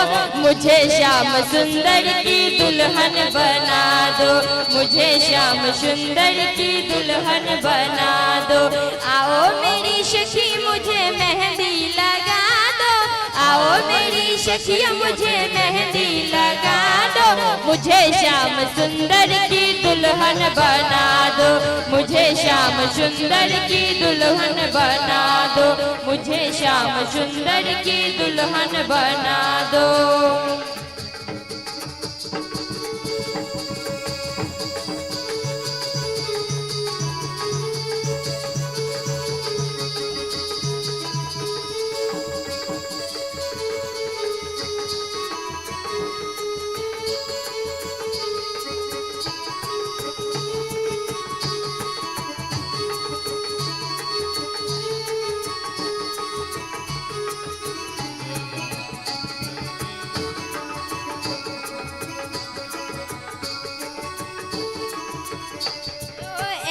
पहन चूड़ी जो कबहू न टूटे, ऐसा पहन चूड़ी जो कबहू न टूटे। प्रेम प्रीत धागा का कबहू न छूटे, प्रेम प्रीत धागा का कबहू न छूटे। आज मेरी मोतियन से मांग भरा दो, आज मेरी मोतियन से मांग भरा दो। मुझे श्याम सुंदर की दुल्हन बना दो, मुझे श्याम सुंदर की दुल्हन बना दो। आओ मेरी सखियों मुझे मेहंदी लगा दो, मेहंदी लगा दो, मुझे ऐसी सजा दो। मुझे श्याम सुंदर की दुल्हन बना दो, मुझे श्याम सुंदर की दुल्हन बना दो, मुझे श्याम सुंदर की दुल्हन बना दो, मुझे श्याम सुंदर की दुल्हन बना दो, मुझे श्याम सुंदर की दुल्हन बना दो, मुझे श्याम सुंदर की दुल्हन बना दो, मुझे श्याम सुंदर की दुल्हन बना दो। दूल्हा बने रे नंदलाल की रुक्मणी दुल्हन बनी, जय हो। दूल्हा बने रे नंदलाल की रुक्मणी दुल्हन बनी, दुल्हन बनी, दुल्हन बनी, दुल्हन बनी, दुल्हन बनी, जय हो। दूल्हा बने रे नंदलाल की रुक्मणी दुल्हन बनी, दूल्हा बने रे नंदलाल की रुक्मणी दुल्हन बनी। आज मैया को भी खूब सजाया, आज मैया को भी खूब सजाया और गोविंद को भी खूब बढ़िया श्रृंगार किया दूल्हे रूप में। और पूरे द्वारिका वासी ने मिलकर के आज दोनों का विवाह करा रहे हैं, फेरे करवा रहे हैं, एक दूसरे के हाथ में वरमाला दिए। और आज माँ रुक्मिणी और भगवान श्री कृष्ण एक दूसरे को वरमाला पहना करके और विवाह आज ब्राह्मणों ने उनका संपन्न कराया। और आइए दोनों का विवाह का दर्शन करते हुए आनंद लेते हैं। बाल कृष्ण लाल की, गोविंदनाथ की जय हो। दूल्हे सरकार की जय हो दूल्हा बने हैं नंदलाल कि रुक्मणी दुल्हन बनी दूल्हा बने रे नंदलाल की रुक्मणी दुल्हन बनी दुल्हन बनी दुल्हन बनी दुल्हन बनी दुल्हन बनी जय हो दूल्हा बने रे नंदलाल की रुक्मणी दुल्हन बनी दूल्हा बने रे नंदलाल की रुक्मणी दुल्हन बनी सब कोई हाथ उठा कर ताली के साथ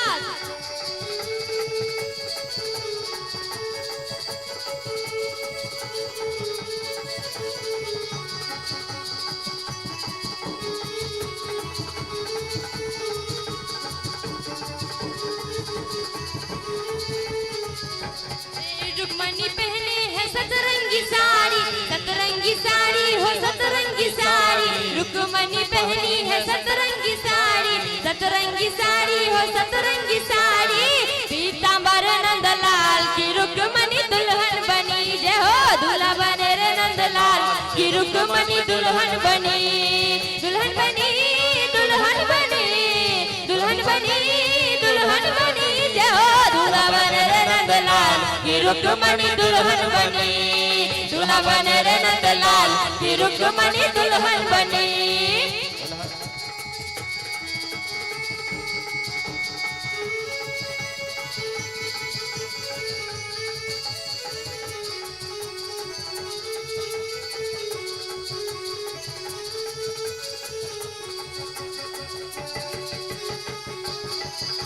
सब हाथ उठा के जोर से ताली बजा कर रुक्मणी और कृष्ण भगवान के साथ बोलते सब बड़ा झूम कर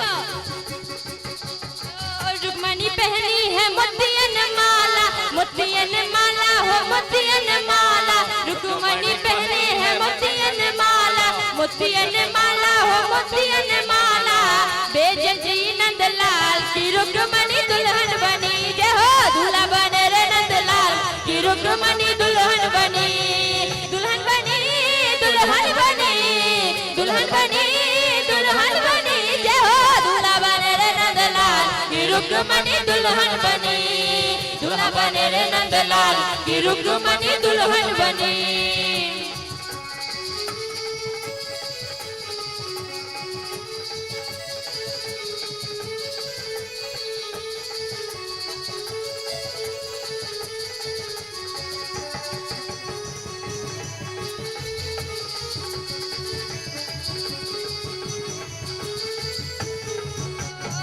रुक्मणी भारी प्यारी लागे हो प्यारी लागे रुक्मणी मारी प्यारी लागे हो प्यारी लागे दूल्हा लगे रे कमाल की रुक्मणी दुल्हन बनी जय हो दूल्हा बने रे नंदलाल की रुक्मणी दुल्हन बनी दुल्हन बनी दुल्हन बनी दुल्हन बनी दुल्हन बनी जय हो दूल्हा बने रे नंदलाल की रुक्मणी दुल्हन बनी दूल्हा बने रे नंदलाल की रुक्मणी दुल्हन बनी दूल्हा बने रे नंदलाल की रुक्मणी दुल्हन बनी दूल्हा बने रे नंदलाल की रुक्मणी दुल्हन बनी दूल्हा बने रे नंदलाल की रुक्मणी दुल्हन बनी बोले श्याम सरकार की रुक्मणी मैया की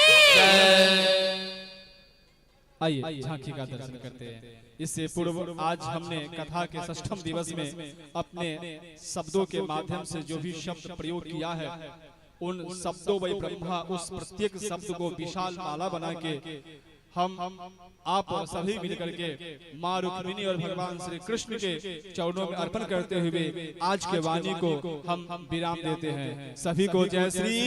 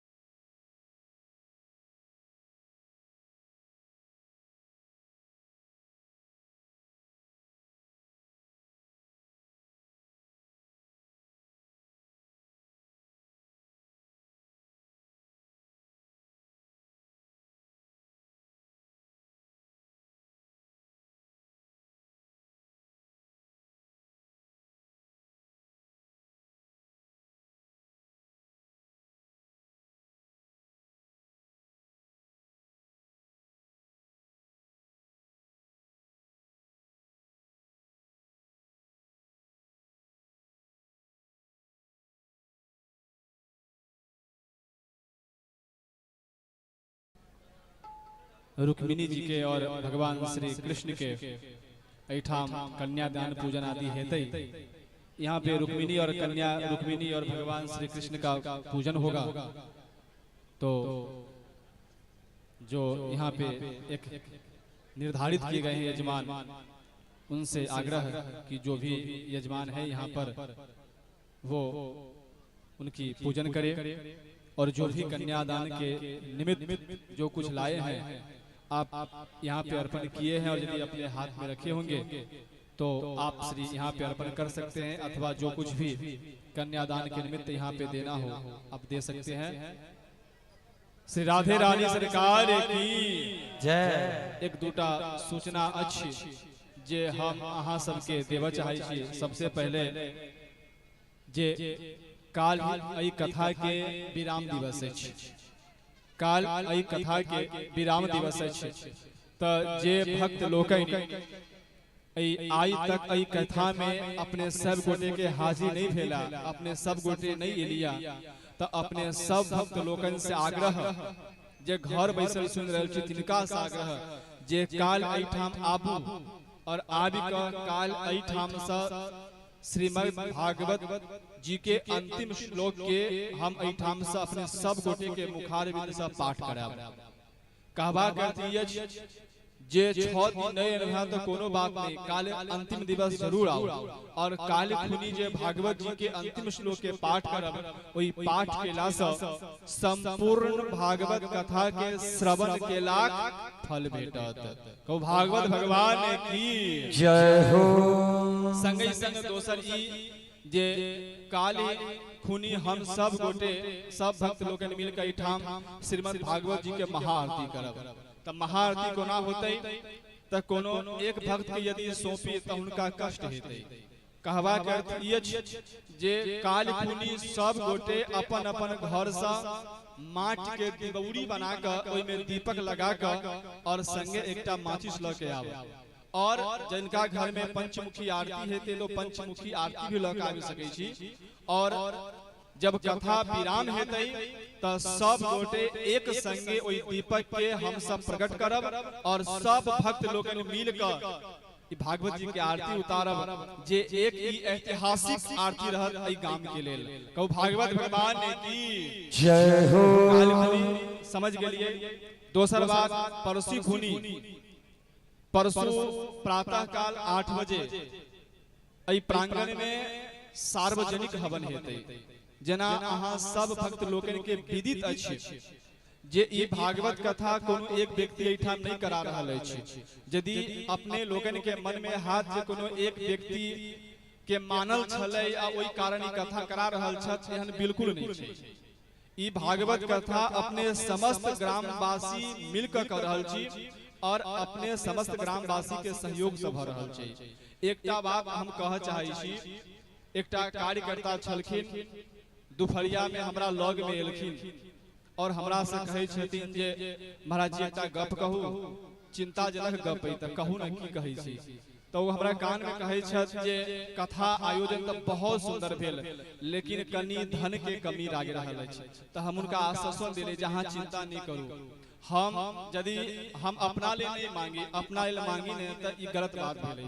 और यदि जन कल्याण के लिए मांगी नहीं तो बहुत निक बात छै। और एहन यदि हमरा एक बार नहीं 1000 बार करऽ पड़ा जल कल्याण के लेल तो हम 1000 बेर कहब। कहबा के अर्थ ई अछि जो ई कार्यकर्ता के मनोबल बनाबे के लेल जिनका से जे बनि पावे ओ किछ ने किछ आबि के सहयोग करू। एठाम दान पात्र सेहो राखल छै, जिनका गुप्त दान करक छै गुप्त दान करी, और जिनका रसीद लेबे के छै त किछ ने ई विशाल आयोजन केना सफल भेलै से हमरो सबके नहीं बुझाल। और ई विश्वास है जे अहाँ सब किछ ने किछ सहयोग क के एहि आयोजन के बिल्कुल सफल बनेबै त एक बेर अपने सबके लेल अपने अहाँ सब थपड़ी पीट के और स्वागत करिए। निश्चित रूप से करबै ई विश्वास है। दोसर बात जे काल एठाम से अर्थात व्यास जी के जना हमर एठाम से विदाई हाथ त जिनका जनेऊ सुपारी अर्पण करे के ओ क सकै छी। दोसर बात आई एठाम से हम दूगो कार्यकर्ता के मनोबल बढ़बै छी, बाद बाकी जे बचल कार्यकर्ता छथ हुनका हम काल्हि सम्मानित करबै। एकटा हम आप बीती बात बतबै छी। हमर ई इच्छा रही जे हम गामे गामे जाकर हम भागवत कथा लोग सबके सुनाबी और भगवान के परम भक्त बनाबी। कोनो गांव में गेनौ तो 2 गो 5 गो 10 गो जरूर एहन भक्त भेट जाय छै हमरा जे भगवान से हुनका हम जोड़ दै छियै। और यदि 2 4 गो भक्त यदि गाम से हमरा भेट जाय छै तो हुनका हम प्रभु से जोड़ दै छी तो ई हमरा ल बहुत बात है, अपना आप के बहुत सौभाग्यशाली समझै छी। कहबा के अर्थ ई अछि जे हम अपने से जे किछ बन पायल हम अपने सबके कथा सुनेनौ त ठीक छै। अब 2 गो कार्यकर्ता के हम एठाम से हम आप बीती बात बतबै छनौ, कनी बिसरा गेल हमरा जब की कहै छनौ त भटक गेलौ कनी हम। त हम एठाम एई गाम में एकटा घर छै, ओई घर के जे मतलब मेन व्यक्ति छथिन हुनका नाम छै श्री शंकर झा जी। पंडित जी छथिन, हुनका लड़का छथिन मुकेश जी, और मुकेश जी हमर मौसी के लड़का लगे छथि, कहू जयश्री। त हुनका से गप भेल जे अहाँ के गाम में केना की त अहाँ के गाम में कथा करऽ चाहै छी, हेतै त किया नै हेतै। ओ मुकेश जी लक्ष्मण ठाकुर साहब के कहलखिन, और जब लक्ष्मण ठाकुर से गप भेल जे अहाँ हमरा गाम में कथा करऽ चाहै छी त अहाँ चिंता नै करू, हमरा से जते बन पात हम सब।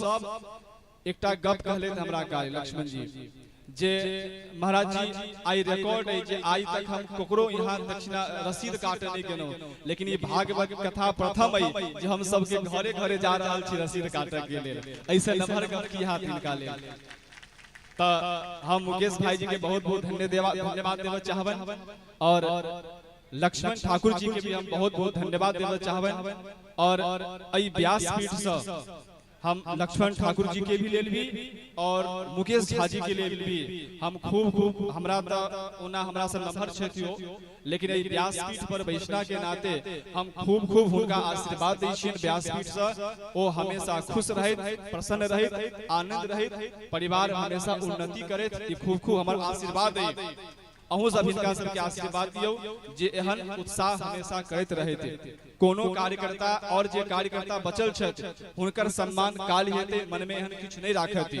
और यदि अहाँ सबके मन में हाथ जे एहि दुनू गोटा के विशेष नाम ल क सम्मानित केलखिन त अहाँ सब अपन मन से ई बात हटा देब। कारण नाम उसी का होता है जो कुछ काम करता है, नाम उसी का होता है जो कोई कुछ काम करता है, जो काम करेगा ही नहीं उसका नाम कहां से होगा।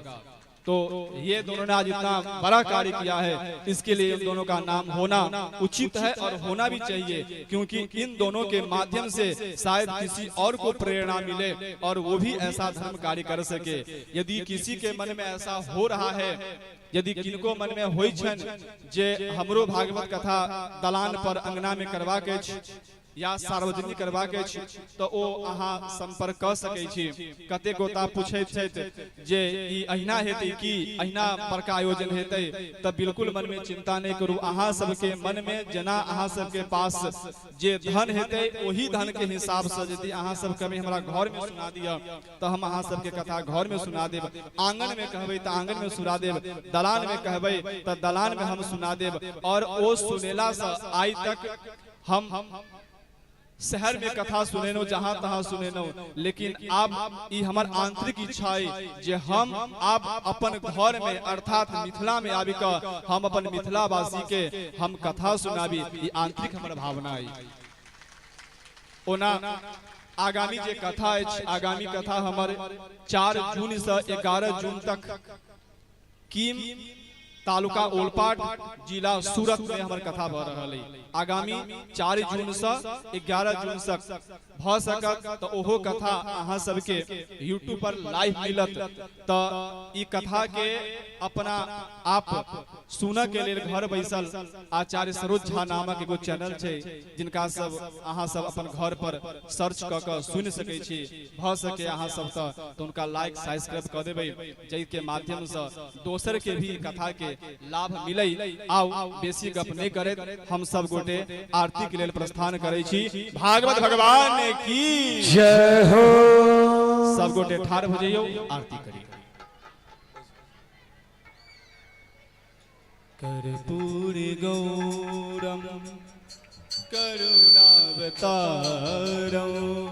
संसार सारम भुजगेन्द्रहारम सदा संतम हृदयारविन्दे भवं भवानी सहितं नमामि।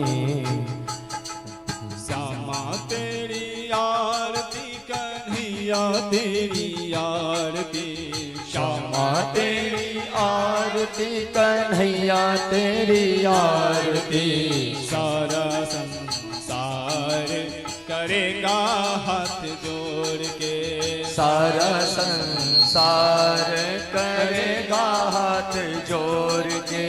श्यामा तेरी आरती कन्हैया तेरी आरती, श्यामा तेरी आरती कन्हैया तेरी आरती। सारा संसार करेगा हाथ जोड़ के, सारा संसार करेगा हाथ जोड़ के।